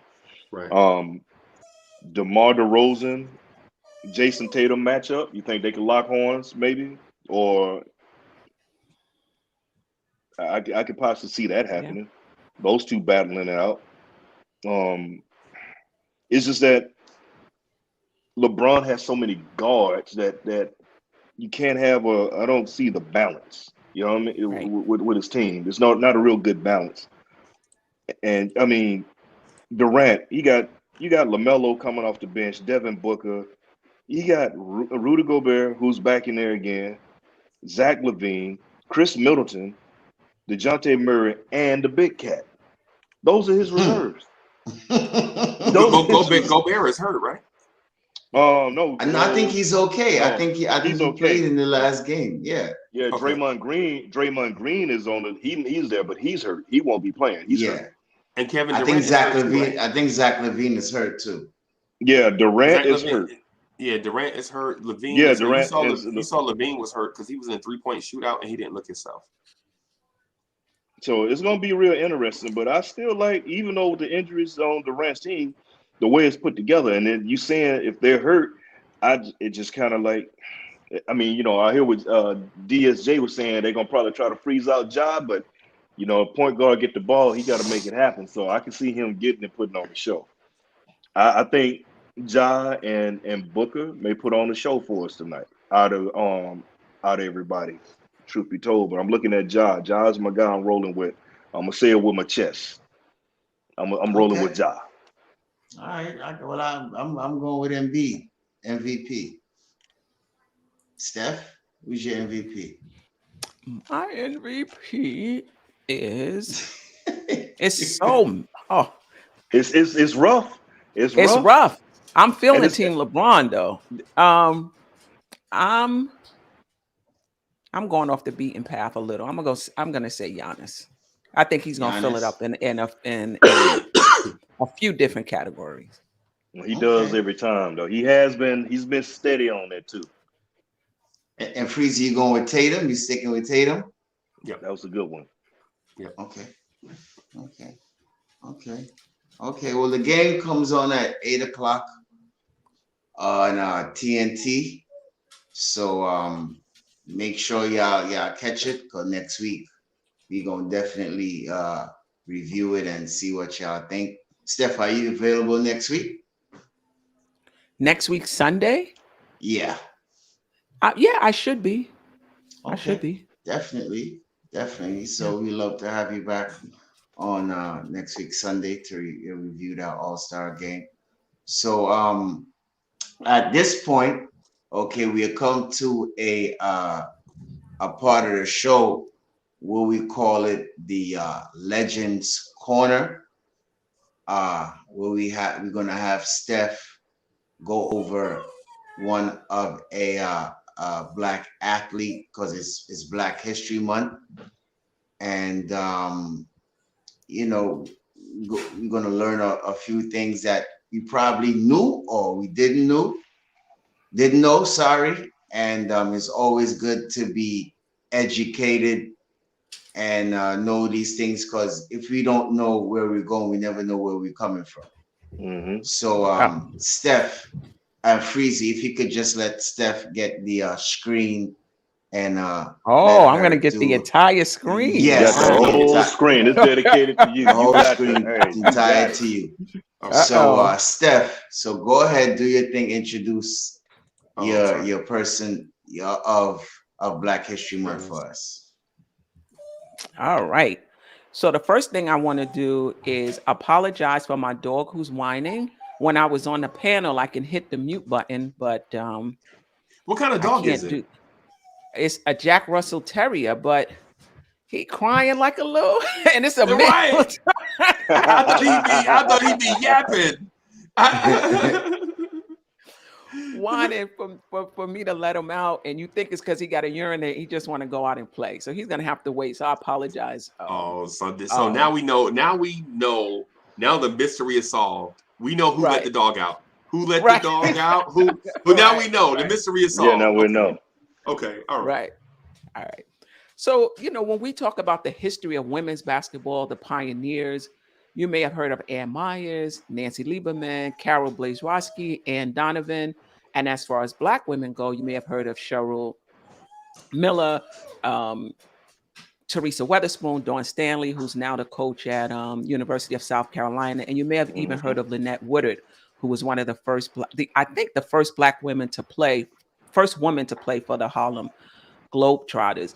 But until recently, you may not have heard of Lucia Harris, who's actually one of the greatest women's basketball players to ever live. And that is not an exaggeration. She Hmm. was also a Hmm. pioneer of the games. I'm just going to go down her stats quickly. So she was born in Southern Mississippi in 1995. She was 6'3", and she played center for Delta State University. But the interesting thing was she got that opportunity due to Title IX. I'm not sure if you guys are familiar with that, but Title IX basically said if you are federally funded, you have to provide the same opportunities for women that you provide for men. And as far as colleges was concerned, that meant that you needed to field women's sport teams. You needed to, there needed to be recruitment, there needed to be Hmm. scholarships, and there needed to be media coverage as well. And so, with the enactment of Title IX, Delta State, which already had a men's basketball team, decided, due to equality, that they were going to start a women's basketball team. Now, Lucia Harris was already going to go to Acorn State, just historically Black college, just for academics. But when she found out that Delta State was going to have a women's basketball team, she wanted to play. And so she went there. She was the only Black woman on the team, and she was the best player on the team. Over her 4-year career there, she averaged 25.9 points, 14.4 rebounds, and shot 63.3% from the field. Golly. The team was 109-6 during that time. She was a 3-time All-American and a 3-time national champion as well. So they lost in the semifinals in 1945, excuse me, 74. They lost in the semifinals, came back and won the national championship in 1975, 1976, and 1977. Um, she was the first woman and obviously the first Black woman to score a basket in the Olympics, right? The 1976 was the first time the Olympics had women's basketball. She was on that team with Ann Myers, Pat Summitt, if you remember, who was the coach of Tennessee. Nancy Lieberman was also on that team. She led that team in points and rebounds. They won a silver medal, actually. She was the first woman officially drafted to the NBA by the New Orleans Jazz, and Mhm. she declined to try out for the team. Later, it was revealed that she was pregnant, but also at the time, she wasn't sure if this was a publicity stunt. She didn't think she would be able to hang with the men, and she said it. If you get a chance to watch the documentary called "The Queen of Basketball," she talked about how she could hang with women. She wasn't so sure about men. And plus, she was building a family at that time. So she declined Mhm. the invitation. She was inducted into the Naismith Hall of Fame in 1992, the first Black woman to be inducted. She coached at Texas State. She coached at her alma mater, Delta State, and also at her high school alma mater. Um, there wasn't a lot of opportunities once she finished playing. And back then, this was pretty much par for the course for most women basketball players. Um, Even overseas, I'm not sure how open that was at the time. But she did play 1 year for a Houston team in the Women's Basketball League. Prior to the WNBA, there was a few, I should say, women's basketball leagues that tried to start and create that opportunity for women's basketball players to play in the country. But due to financial issues, it never really got out off the ground. And I think the reason that the WNBA has been somewhat successful is because of the backing and the marketing and the money of the NBA. NBA. Um, she talked about, again, if you get a chance to watch the documentary, it's a short documentary, about 20 something minutes, called "The Queen of Basketball."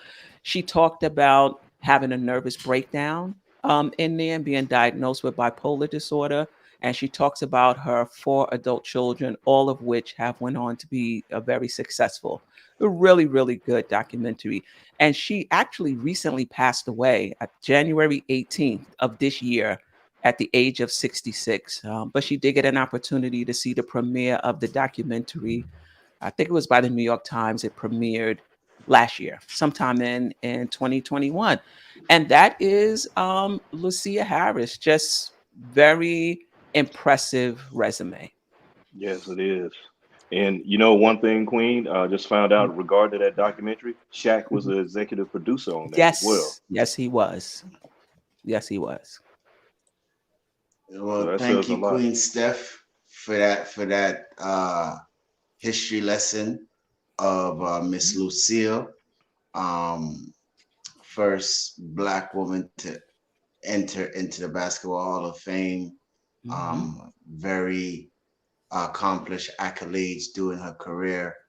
Um, uh, I uh, you said she passed away this year, Yeah, She passed away January 18th. January 18th. January Yeah. the 18th. Wow, wow, wow. But And you that was know, probably the Condolences. first time a lot of people heard of her. Once she passed away, the hmm story kind of resurfaced again. yeah, Right, that's when right, I right, started right. hearing about it. You know what's crazy when you listen to see her stat line, those Yes. stats. You know, she was past beast and she was a monster out there on the court. Yeah. So, you know, Yeah. shout out. And then the fact that the New Orleans Jazz, yes, it was the New Orleans Jazz, not the Utah Jazz, those that remember Mhm. been around. You know, she's the first woman drafted, first and only woman, let's correct that, first and only woman ever drafted to the NBA. That was something I had learned, you know, recently. And then when you going back Mhm. over, so it's like, wow. shout out to her because she's a pioneer. Because without her, we wouldn't have a Without a Cynthia doubt. Cooper. You wouldn't have a you wouldn't Cheryl have Swoops. Don Staley, Cheryl Yeah. Swoops. You wouldn't Yeah. have the women. It wouldn't be women's basketball wouldn't be what it is today if it wasn't for her, Yeah. original trailblazer. Yeah. And it's just amazing. I mean, I don't know why I'm surprised because this happens in every field, but you Hmm. heard about Ann Myers a lot. I heard about Yeah. Carol Blazrotsky a lot. I heard Yeah. about Hmm. Nancy Lieberman a lot. Wow. And Yeah. Lucia Yeah. Harris was right up there. If she was on that Actually, team, Nancy yeah. Lieberman was on that Olympic team. Ann Myers was on that Olympic team. And Pat Summit. Lucia Harris was her name was Pat Head at the time. Yeah. Um, Yeah. she was the leading scorer and rebounder for that team, but I heard about all those other people. I never heard about her. I mean, until That's much crazy. later, I would have. That is crazy.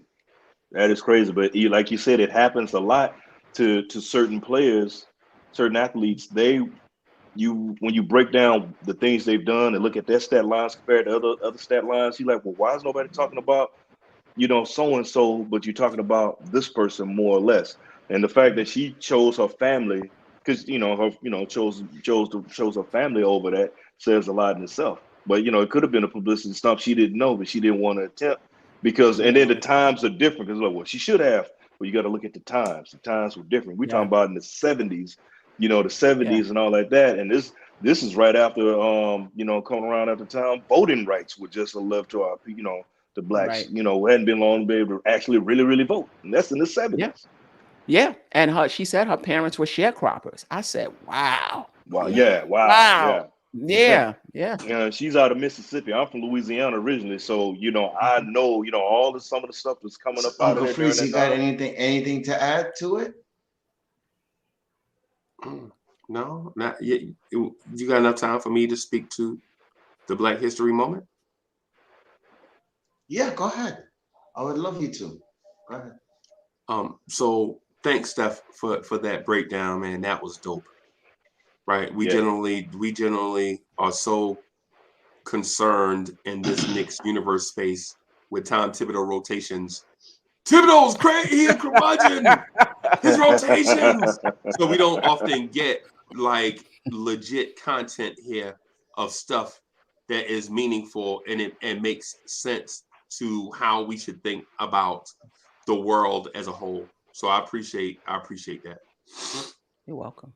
When it comes to this Black History thing and sports and this moment that we should appreciate and push forward, I often think back to an era and not a specific person, right? So I think to the late 60s, early 70s, where people like Cassius Clay had to fight for the respect a man deserved. Hmm. So he legit changed his name to Muhammad Ali and had to fight people to call him by his name, right? Right. And the respect and dignity of his people, right?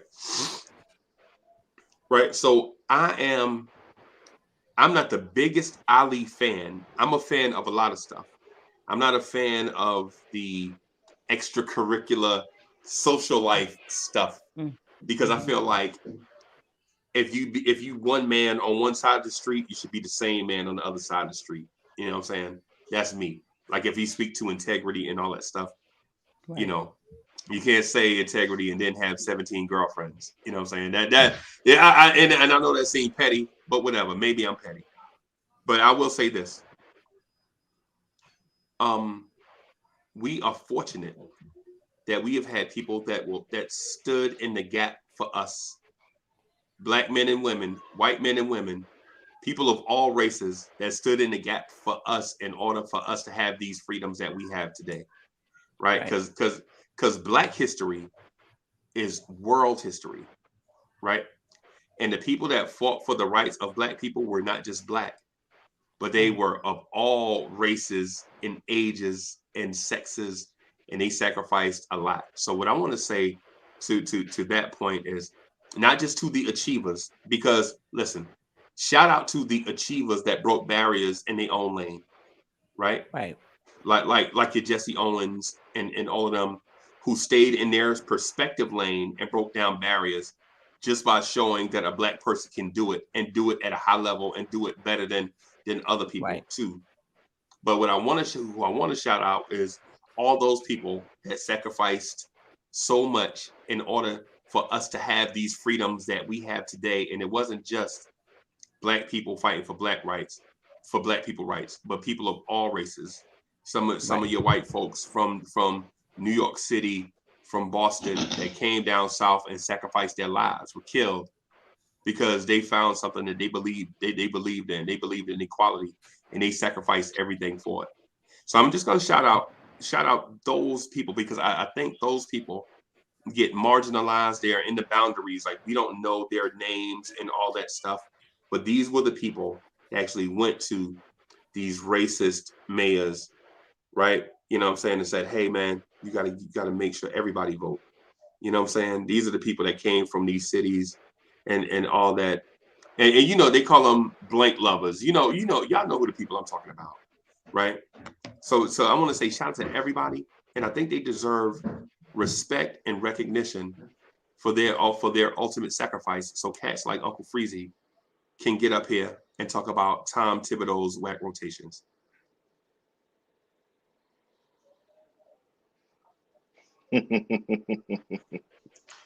Word. Oh boy.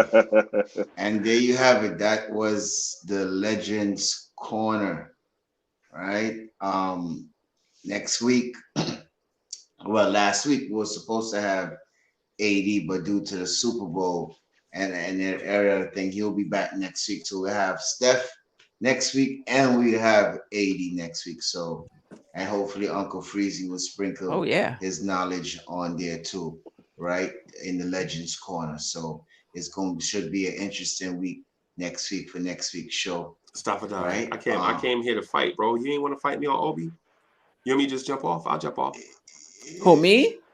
No, we're gonna Not say me. we said No. we Because said hey, I I can't said say Staffer. I can't say I disagree with you. Oh, okay, No, okay. I said yeah, Staffer. look. Staffer Don. Stop. Hey, look, we're gonna say that battle for tomorrow morning. You know, you gotta have something for Monday. You gotta have something for the morning drive, you know, because you Soft with know, a capital T, bro. Soft. cottonelle tissue sauce A for you. big that won't bang you big for nothing. So Steph, this is a question that's been going Mhm. around. We're gonna talk a little Knicks before Mhm. we go. What are he your got you. He got you, expect? Staffer. He got you. No. It's all good. It's all good because I got Steph here. I got Steph here. So it's just as right to ask her a couple Nick questions to see, Okay, I'll let you her slide. opinion You slide this You time gonna because we say got okay. the queen. We let you slide because the queen is here. So you know, all hail the queen. You got to get that. Hey, get it down Gotta to the get some queen. Knicks in, right? Yeah, got to get it in with the queen. right. So I think Freezy asked this question on the next morning drive. So I'm gonna go ahead and regurgitate the same question also too. Um, Okay. what are your expectations of the Knicks going in after the All Star uh, game? What would you like to see? The expression What's your says it all. expectations? Um, m- my expectation is that there isn't a change in approach, and I know a lot of people are going to disagree with me on Uh-huh. this. Um, I think the Knicks should still play to win, and wherever you land, that's where you land. If you land at the 10th seed, that's what it is. If you land in the Boom, 14th seed, that's what it is. boom. Um, I don't, as far as whether he should play the young guys. Listen, if you believe Cam Reddish is better than Burke, play him. If you believe Miles McBride can give you more than Kimball Walker, then play him. But don't play people just to get them experience. Play them because you actually think that they can give you more than the person in front of them. And at this point in the season, you might can argue that with Cam Reddish and Burke and McBride and Kimba, though not in a starting role. So my approach is that the Knicks will come out and continue to play to win, and wherever they end up, that's where they end up. Okay. Good point, because I Okay. Well, agree with you, Queen. that's a fair assessment. So Finger, let me hear what you have to say. I already know what Freezy answer is. So I mean, I'm so Finger, go look, ahead. I gotta agree with the Queen, because look, there's not gonna be any changes, man. Look, Tibbs gonna roll out that same thing. It's gonna be the same song. It's gonna be, you go to somebody's, you have a potluck and somebody bring that same Thai dish that always. That's what it is. It's They gonna be be that the person. same. I'm bringing the dip, bro. You bring Yeah, the dip every. Oh, your every brother be like, I'm bringing the time. ice. Your brother Yeah, bring the he ice. bring the ice. Oh, look, I got the cups and plates. It's that. Tibbs is bringing the cups and plates. And we ain't talking about the red solo cups either. We talking about the little styrofoam jokers, man. That's what it is. It's gonna be the same thing. It's gonna be the same lineup. It's gonna be the same rotation. Nothing's gonna change. Nothing. And don't get all excited. What I will tell you, just prepare for more L's. Hopefully, like as G-Man would say, hope is not a strategy. When it comes to the draft, we'll be in a decent position that the basketball gods will smile upon us, maybe bless us with one of these two guys, Jaden Ivey or Tata, one of the two. Maybe we can get a blessing like that. I'm praying and hoping. If I got to put on my voodoo outfit and go out there and sacrifice some chickens and goats to make that happen, then I'll do what I got to do. But Well, we heading that way hey, boy, naturally. I don't know if he needs. yeah, but it's just not gonna happen. It's like a corduroy 3-piece suit. It's played out. It's not gonna happen. So don't get your hopes all up tight. It's just not gonna happen. Can I ask you a question, Finger? Yes, ma'am. You would want to play the young people because you think they give you a better chance of winning, because right now the vets are not playing that well, or you would want to play the young players because to give up and just tank and just get the best lottery pick? Like what would be your rationale for playing them? Because for me, I don't mind playing them if you feel like they give you a better chance of winning, and I don't think you can argue with a few of those positions. Go ahead. We how many games? We got 20 games left, right? 20 games left, right? So the facts are already been shown why they need to be on the court. The vets we got are not giving you anything. They haven't worked, and it's something like this. The vets we have don't mix with this team. Front office made the mistake. Period. You brought in the wrong free agents. Made the wrong mistake. So you know what? You got these young fellas. Play them. Let's give them the opportunity to make it happen. Our big trade was Cam. Play him. Don't give not 11 minutes, not 9 minutes, not 8 minutes. Actually give him actual time to play. That's what you need to do. Because you think he's going to help you win, or because you've given up on the season? I would rather see him try to help him win. I'm not totally giving up on the season like that, because if you want to give up on the season, you keep the starters in there as you're doing. Keep doing what you're doing. I mean, seriously, it's the hamster in the wheel. So keep doing what you're doing. And I know many of them saying, because it's like, well, you're contradicting yourself. How you gonna get Jaden Ivey or Tata if you winning games, if you the young guys in? Look, it's better than what we're seeing. I would rather see us lose and be competitive than lose and just be all out bad. Because when you giving up within a month a 21-point deficit twice and a 28-point deficit and no superstars, come on, we losing the teams that are playing their young guys like that, and they're losing. They're doing better. Play the. So it sound like you queuing up the Whitney Houston, bro. You believe the children of the future? Yeah, you believe the children of the future, right? Okay. Because the vets we have, they ain't it. And granted, Derrick Rose is coming back. The team hasn't been the same since Derrick Rose, but this is a problem. Think about it like this here. We have to depend on Derrick Rose. 30, he's what, 33? 33-year-old Derrick Rose with the injuries that he has to propel us. This is another thing. This is going to, when I sat back and I thought of this is going to make you sick. This can make some of you sick. And I said it before. I made jokes about the man too. I pulled for him because he's from my state. However, his game didn't work. But do you realize we were a better team with Alfred Payton at the point than we are with Kemba Walker? Yeah. That's look, I didn't put salt in the wound or whatever. I just put a little, put that green alcohol on it, trying to clean it up. That's all it did. But we're a better team because of the free agents. His style of play works better than what you're trying to do. Yes, you wanted shooting, but you shouldn't have sacrificed defense for what you had, and they had all the other opportunities. So with my little rant, I'm pointing my finger back at the front office. 60% front office, 40% Tibbs, and that's just the way I look at it. But it's Well, you got to put the players in there too. Randall has underperformed. Kemba has underperformed. Fournier has been up and down, so they have to get some of it too. Well, the reason I'm saying that because I'm lumping it with the front office, and this is why I'm saying all front. Well, the way I split it up like that, the front office brought Kemba and Fournier in.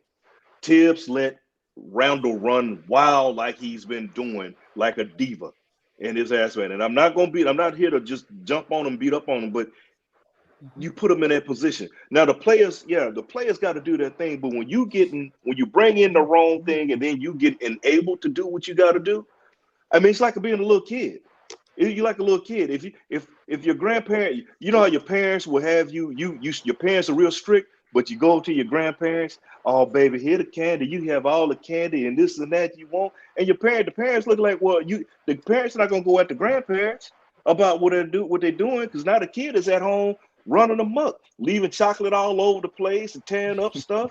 Why? Because but the thing about it is Randall is 26 years old. He know better. Mm-hmm. But he knows better. But he's been enabled by Tibbs to do that. So because why you hating on Randall, bro? I'm not hating on him. He still has to perform, though. He's got to perform. He does definitely have to perform. I'm not hating on him, but it's just what it was out there. We wouldn't be in positions we wouldn't have won something where we were last year if it wasn't for Randall. Yes, his play has dropped, but I'm talking about the attitude, the everything else that's come along with it. But he's held a different way from what other players are. One player can make a mistake, you get the Sandman hook, snatch you off the stage, snatch you out. Randall makes 4 or 5, and then he loafs down the court on bad plays or back there arguing with the doggone ref while his players down there doing 360 windmill dunks. That's always going to be the case with your best players. It doesn't mean that it's right. But what I'm talking about is prior to this West Coast trip, Randall, just not his energy and effort, if we could separate it for a moment, just his on the court play was not great. And that had a lot to do with us losing as well. So that's what I'm saying. When you're blaming the season on the front office and blaming it on Tibbs, I think the players not performing have to take is part of it as well. Right, the next execution. But my next question is to you, Steph. Hey, Steph, down. Wait a minute. Let me say something real quick. I just want to say something to what Soulfinger said, because I think it wasn't fair to Randall. Right. Okay. So I'm gonna just speak basketball real quick. So basketball nerds are gonna be. I mean, the people that are not basketball nerds are gonna be like, "What are you talking about?" Yo, when you set the screen up top, you cut to the basket with your outside hand up as a big. You go uncovered. You put your head underneath the rim and put your hands up, and your point guard shoots a 27-foot three and bricks it. It takes a toll on you as a player, right? Because you do the fundamental. Hold on. You do the fundamental stuff, and after a while, as a human, even as a professional, as a human, you're like, why am I setting this good screen up here when I know the dude gonna jack up a 25-foot three with 2 hands in his face, and I did the fundamental stuff I've been taught to do as a big from high school. You go up top, you set the screen with a wide base, right? You cut to the rim with your outside hand up, depending on what side of the lane you on, whatever. You make yourself a target, right? You go uncovered as a big, you wide open.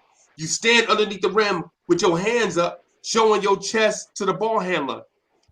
And they shoot 25-foot contested threes with 14 seconds left on the shot clock and don't even give you a look, right?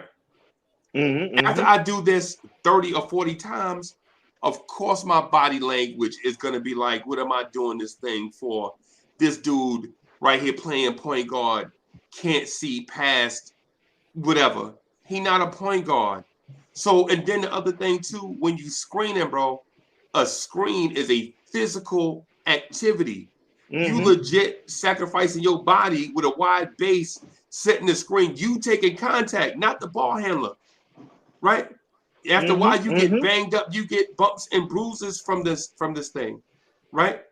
And you like, yo, I'm doing all this dirty work in this offense, and you can't even give me an easy look at the basket. Yo, contested 3-point shot is more important than me getting a wide open dunk at the rim. What are we doing? Who are we playing for? Are you playing for yourself or are you playing for the team? Because after a while, when you call for them screens, I'm gonna come up there and chew me some bubble gum and take off. You know what I'm saying? Because that ain't you call for the screen, I'm gonna come up there and smoke me a cigarette and take off. If Mitch Robinson do it all the time. You know what I'm saying? Mitch come up here and he set the screen. He like, why am I gonna set the screen when I know I'm gonna go to the rim and have a look, and you ain't even gonna look my way, right? Oh no, I feel what you're saying right? on that. We don't what have the happens point is guard to do that. what happens is we blame Randall, and we like, well, Mitch only had 5 points this game, right? But we don't look at the lack of point guard play that we have on this team. An average point guard makes this team a playoff caliber team easily, right? Because I don't know if any of y'all played in high school, but ain't nothing worse than being a big, being open, and not getting the ball after you've been banging with other bigs the whole game. Oh no, without a doubt. But Freezy, just on that, Last and I get what you're point on saying. it, show finger. I want to move on. Yeah. Go ahead. But my thing on that is, isn't that not having the point guard falling back on the front office because But the way they put the team together? Because what I said about Randall wasn't. We were talking about Randall. Well, not Randall, playing. no, I'm not talking about Randall, not the way he. No. I was addressing Randall not playing. What I'm saying is Randall comes up top, sets these screens, right? Flashes to the basket, open underneath the basket, quickly shoots a contested three. And I've seen it. Yeah. Not with just Randall. We've seen it. But I've seen it with Obi. I've seen it with Mitch. I saw it with Noel, but whatever. Noel ain't gonna catch the ball anyway, right? But I saw it with all the other bigs, right?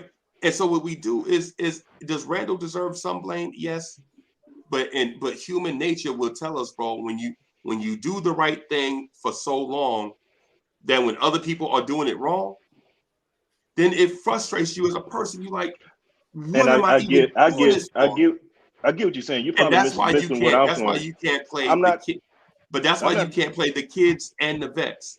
You got to either play all the kids or all the vets, because the vets know what to do in all these sets, right? And they're going to do certain things because they have game experience. The kids. All right. Oh, you got your kids, but we got some vets that don't need to be out there like that. That's my thing. Move on from the two that you brought in that kind of break up the chemistry, that messed up the mess up the flow. Kemba and Fournier, because they don't flow, and let the other guys go. Because I mean, the sister. I think they're gonna do that in the off season, so figure, but they're gonna have to bring in other players. I don't think. Yeah, they're gonna have to. Yeah, it's not gonna happen this season right off. It's the off season gonna be because you got some contracts that are gonna be coming to an end, and short contracts are like gold now. Those 1-year contracts, i.e. Burks and maybe Noel, because he's gonna have 1 year left. Maybe, but we'll see. It's gonna happen in off season.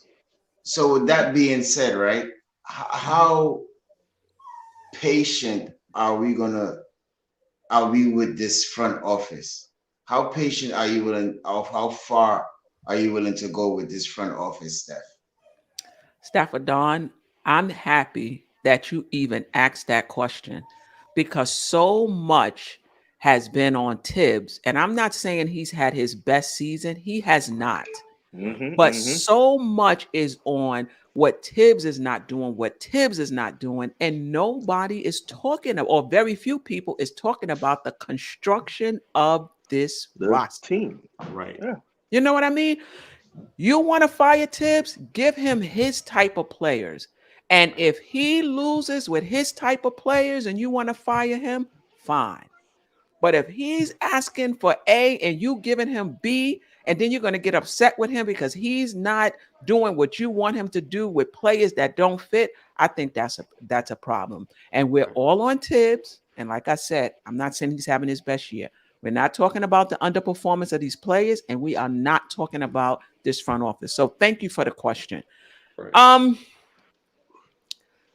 I think we got to give him a few more years. I mean, look, anytime you're changing an organization like the Knicks, any type of organization that has been terrible for years, is usually one step forward, two steps back. It takes some time to really change a culture. We're just 2 years in.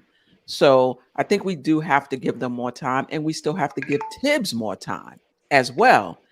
I would say the fourth year. This is the second year. I would say after that fourth year, if this team is not out of the doldrums and consistently in the playoffs, then they haven't done the job they were brought in to do, and we have to move on.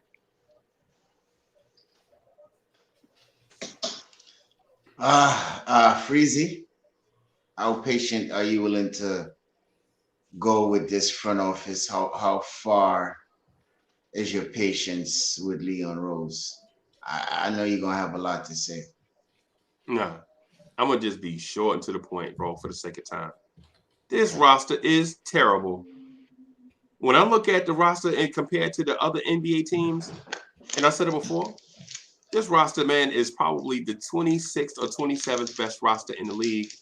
But the fact that we had a breakout season, so to speak, last season, I think we overrate what it is that this roster can do. How patient am I with the front office? Not very. We need changes. Yeah, I agree. I mean, the only thing you can have is some patience right now. I mean, there's nothing else we can do. We just got to ride it out the rest of the season on this. But like I said, it goes back. And I've been saying it for the longest. Front office messed up for bringing in the wrong free agents. Tibbs said we need shooting. Yes, he needed shooting, but he didn't want to subtract from defense. His calling card is defense. But Soul Finger, but the Freezy, you say we need changes. Who is the change that you're willing to change? And if you have a change in mind, who is it you looking to put in that position? So the thing is I don't know if you need to clean house, right? But there are certain signs that we saw this season and last, and nobody did it. For instance, when Derrick Rose's ankle was clicking and it looked like he may need surgery, the Knicks didn't go out and sign a veteran point guard when veteran point guards were everywhere and everybody were making roster changes. They decided to play quickly at point guard, and it deep six the season. Mm-hmm. No knock on Quickly because he's a young player, and you can't blame Quickly for being developed in that point guard role. But if you wanted to make the playoffs, you could have easily have gone out and gotten a veteran point guard, whether you got him from the G League or if you know what I'm saying, if you traded for one. Not a franchise point guard, a stopgap. Somebody that'll be on the team till Derrick Rose got back. Right. To keep the team afloat till Derrick Rose got back. And then you could have benched that player. You could have, for instance, why didn't the Knicks go after? I keep saying TJ McConnell, right? But you could you have gone out and gotten a guy like that to be a stopgap to keep your season afloat. But the front office didn't do anything. Yeah, you know, so they decided to play. They decided to play quickly. At the trade deadline, when you knew you needed a piece or two, you needed scoring punch because playing Burks taking Burks out of his Mr. Fourth Quarter role and putting him into the point guard role means you no longer had a Mr. Fourth Quarter. Yeah. Right. And it the killed Knicks, the bench. Right. And so instead of going and getting a point guard at the trade deadline so Burks can slide back to his Mr. Fourth Quarter role, or going out and getting a Mr. Fourth Quarter, we did nothing. And then we wonder why we blew all these leads late against these subpar teams. It's because we run out of gas and we didn't have a Mr. Fourth Quarter. We needed a Mr. Fourth Quarter the entire time Randall's been here, right? And then you take out Mr. Fourth Quarter, and now you look at Randall and blame Randall for not being able to step up when he has never stepped into that role before. Right. So it's the front. So the signs are there. We need to either it should be either addition by subtraction.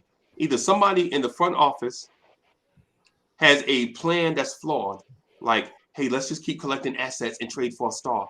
Don't worry about this roster right here.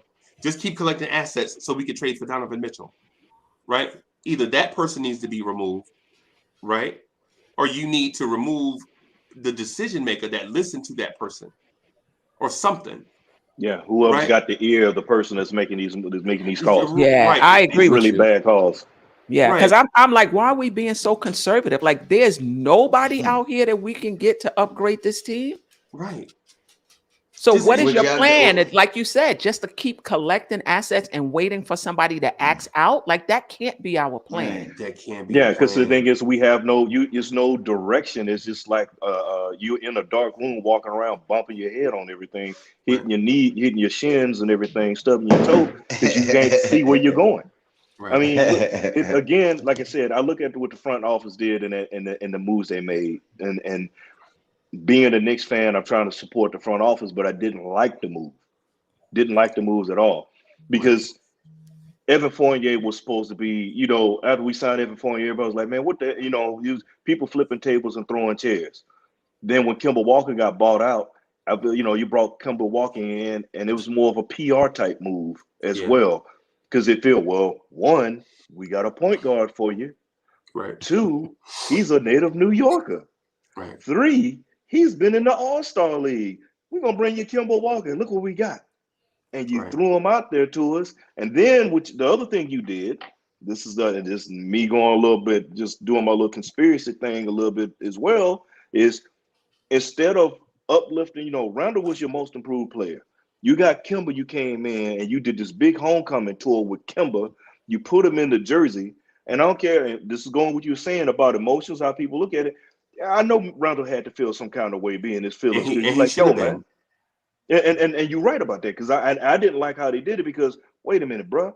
I was your most improved. Without me, got us to these playoffs. I helped bring us to your all-star. And your all-star. The only all-star. You haven't had an all-star since when, Melo? I think so. Yeah. And so he has a right to be upset about that. So they managed all that. They, as in front office. So whoever's up there pulling the little Jenga sticks out, you just knock down everything, because you messed up everything with the rotation. And then again, you have a defensive minded coach. He is a win now coach. If you're going to get veterans to play his system, get his type of veterans. I need scoring. I need shooting. There are guys that shoot threes and play defense. You know what you won. Guess where he's at? Dallas, Reggie Bullock. Granted, if you look at his numbers or whatever, say he didn't do this and that, he run further down, but his style of playing without the ball, worked within the system. He was our defensive captain last year. He was our defensive captain last year. If you watch the games, like when you go to the live game, when him and Randall were on the weak side of a defense, Bullock would stand by Randall and watch the play. And if it would be a big out there, he would push Randall, go, go, go. And Randall would scoot out there. And if it was a wing player, he would grab Randall's jersey and hold him and shoot out there to the wing player, right? But now that you have Grimes and Fournier in that spot, you don't have the guy that's going to be able on these defensive rotations to scoop Randall out there for the defense, or go for yourself. And now sometimes Randall go out there and it'd be a wing play, and the wing player go right by Randall. Yeah. Or it'd be a big, and Quentin Grimes will go out there and the big will shoot right over the top of the 6'4" wing player. Yeah. Right. So And again, it's front so office. it's like the little things that people don't pay attention to. It's like little things mean a lot, man. Look, I mean, these small things, like for instance, this year, people keep saying that RJ Barrett at the beginning of the season was the fourth option. Not totally. What it is they ran backside actions with RJ Barrett, right? Like the exit screen. I know I'll be talking about this all the time. But Kimba will come around the screen up top, and RJ simultaneously will be coming out of the exit screen set by Mitch, right? So when you watch the game, Kimba kick it to the corner, RJ is in the corner, but now he covered. And people are like, well, why they got RJ posting in the corner? RJ didn't just walk to that corner. They ran a play, but since Kimba is not quick enough to threaten the defense, by the time he gets to a spot, the defense recovers, and now it looks like RJ was just standing there, right? And then on the opposite side of that, on the RJ end, right? RJ is not your elite Kelly Oubre type athlete. So if Kimba is late, Kimba can just throw the lob over the top. Well, RJ Barrett's not a leaper, right? So now it's like these small things, like the little things that throw this team off. That's why when people say we should do wholesale changes, I believe if you want to keep RJ, then you can't keep Kimba and Fournier. It's just exactly. And it's not like, and it's not that I don't like Fournier, right? But Fournier is not a skilled enough player. Like he is not a threat to penetrate and dunk on somebody.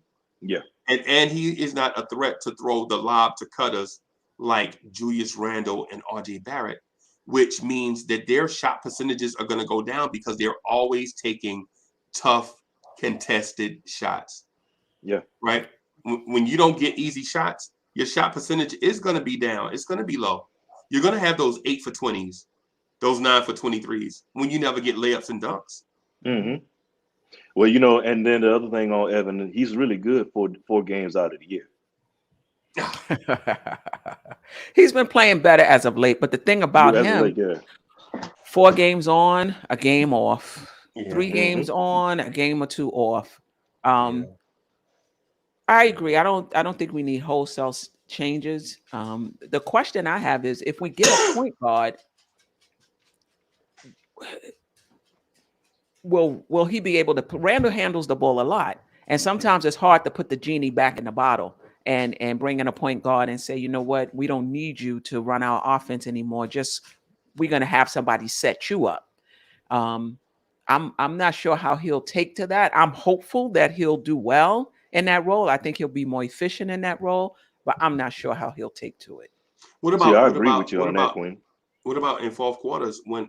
Oh, so I'll give you an example. So in the Portland game, was it the Portland game when Grimes went ice cold? Was it when they Grimes all running together right now? Touche. I agree with you. But there are games when Randall wants somebody else to take on the ball handling responsibilities late in games, and we don't have that guy, and it's usually Alec Burks. Right. And Alec Burks is not a facilitator, a knockdown shooter, nor can he finish at the rim. Right. And so you put a point guard in that situation, like, hey, let me take a few of these reps early in the game. Jew, you could do you. Second, third quarter, do you, man.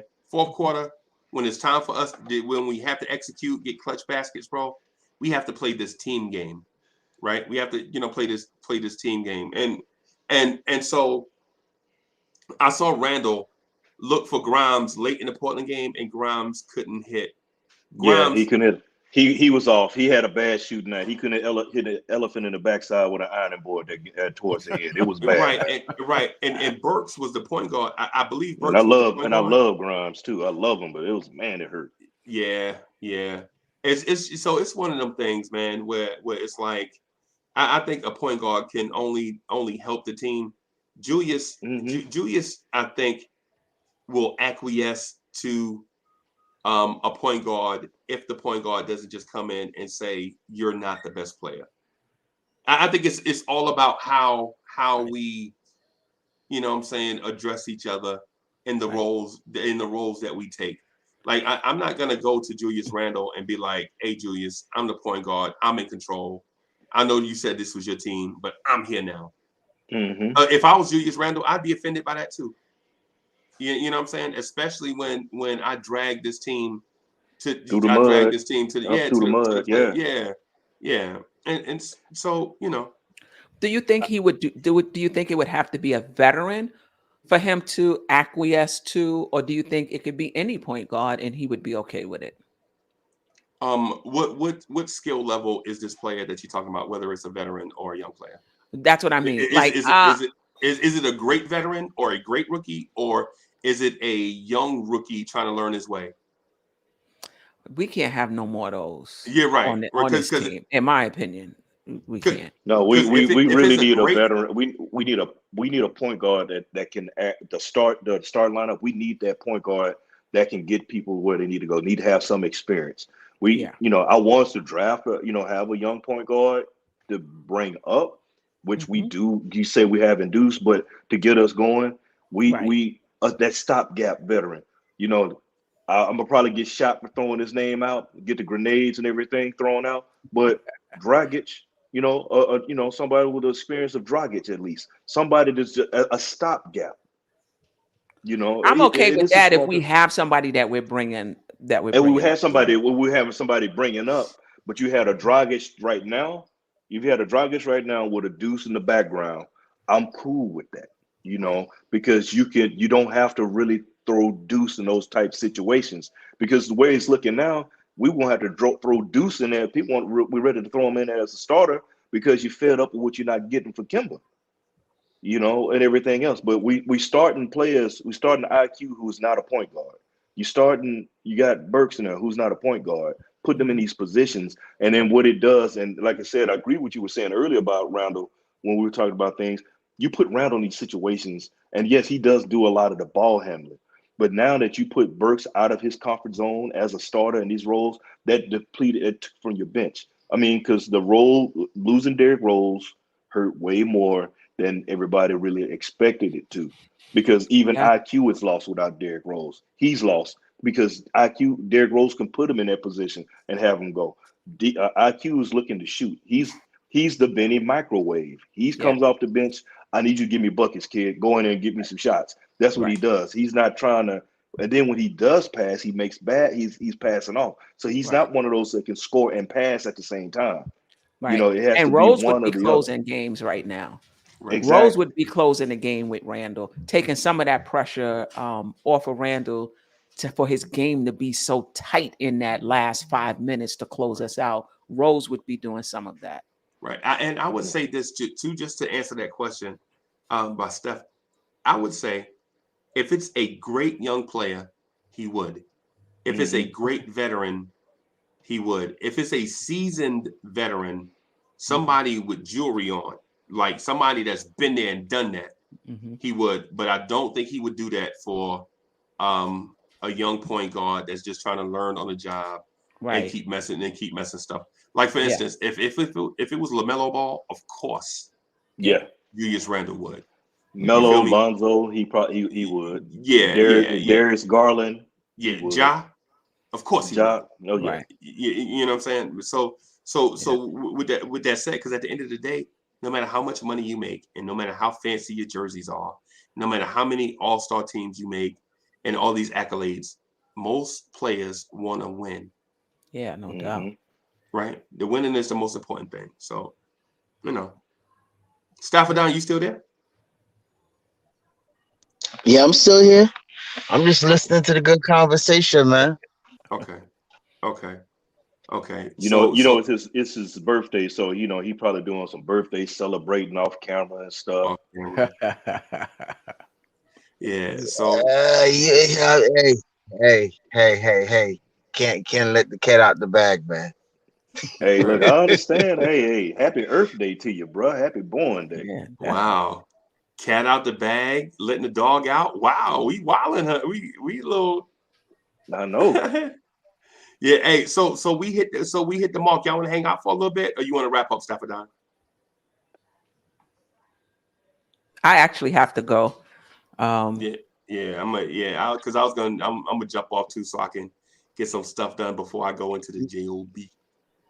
Oh yeah, Oh, you you got gotta to go go in. in. Yeah, Okay. had to Yeah, I go gotta in. go in. So, See, that was yeah, me man. this morning. I had to get that in this morning. Got a little OT in for the day. Oh, there you go. I So appreciate you guys, Yeah, we Soulfinger, could go Uncle ahead. Breezy, Stapha Don, for inviting We me. could go I ahead and wrap appreciate it it. up right now because I gotta get yeah, on the road too. So, Queen yeah. Hey, I just Steph, want to say it was a appreciate pleasure it, Queen, having you. coming through. Um, Yeah, of course. I'm gonna see if I'm gonna do my best to make it next. I'll let you know by Friday if I can do it. Okay, and again, appreciate you, Queen, coming definitely, through, definitely. bestowing a dropping the jewels, and just being a part of what the nation, in our pod world. You the queen for the reason. You bestow a lot of knowledge, but the one thing you are coming a calming piece for a lot of us in Knicks Nation that's already flipping tables, throwing chairs. When you can come back and you can bring clarity to the disruption that we deal This is with what you on call a a daily. female cornerstone, You I know, this appreciate is that. yeah. for real. So we I definitely. appreciate you. Hey, All right. many blessings to you, Queen. Please come back and bless us again Yeah, with I'm gonna more of try your to make knowledge. it Sunday. Okay, and whenever, hey, it's you Definitely. open to come in anytime. You know what I'm saying? If you Yeah, like, just and the get with us. You same. welcome to go. Any Monday you guys want to come, just drop me a DM. I try to keep it to 4. So if you interested, just drop it in, and then and you could come on. Yes, man. Yes, indeed. We'll be up in there. Trust me, the dynamic duo will come on your show one day. The Ooh, I would NBA appreciate 101. that. All right, Definitely, fellas. definitely. So Queen, Appreciate you. Have a good one, Queen. blessings to you. Right. And y'all tune into her show on Monday at 8:30. Okay. Okay, Queen's Court. All Okay. right, crossover with Tony Crow. Tony Tony Crow, Crow, Blackest Time. right? And Blackest Time, right? And Nicks and Bruises, and then you're gonna have NBA 101 with Stapha and Soulfinger Sundays at 4 p.m. So smash that like button, subscribe, and we are out. Peace and blessings to y'all. Y'all have a good Love. weekend, everybody. Peace.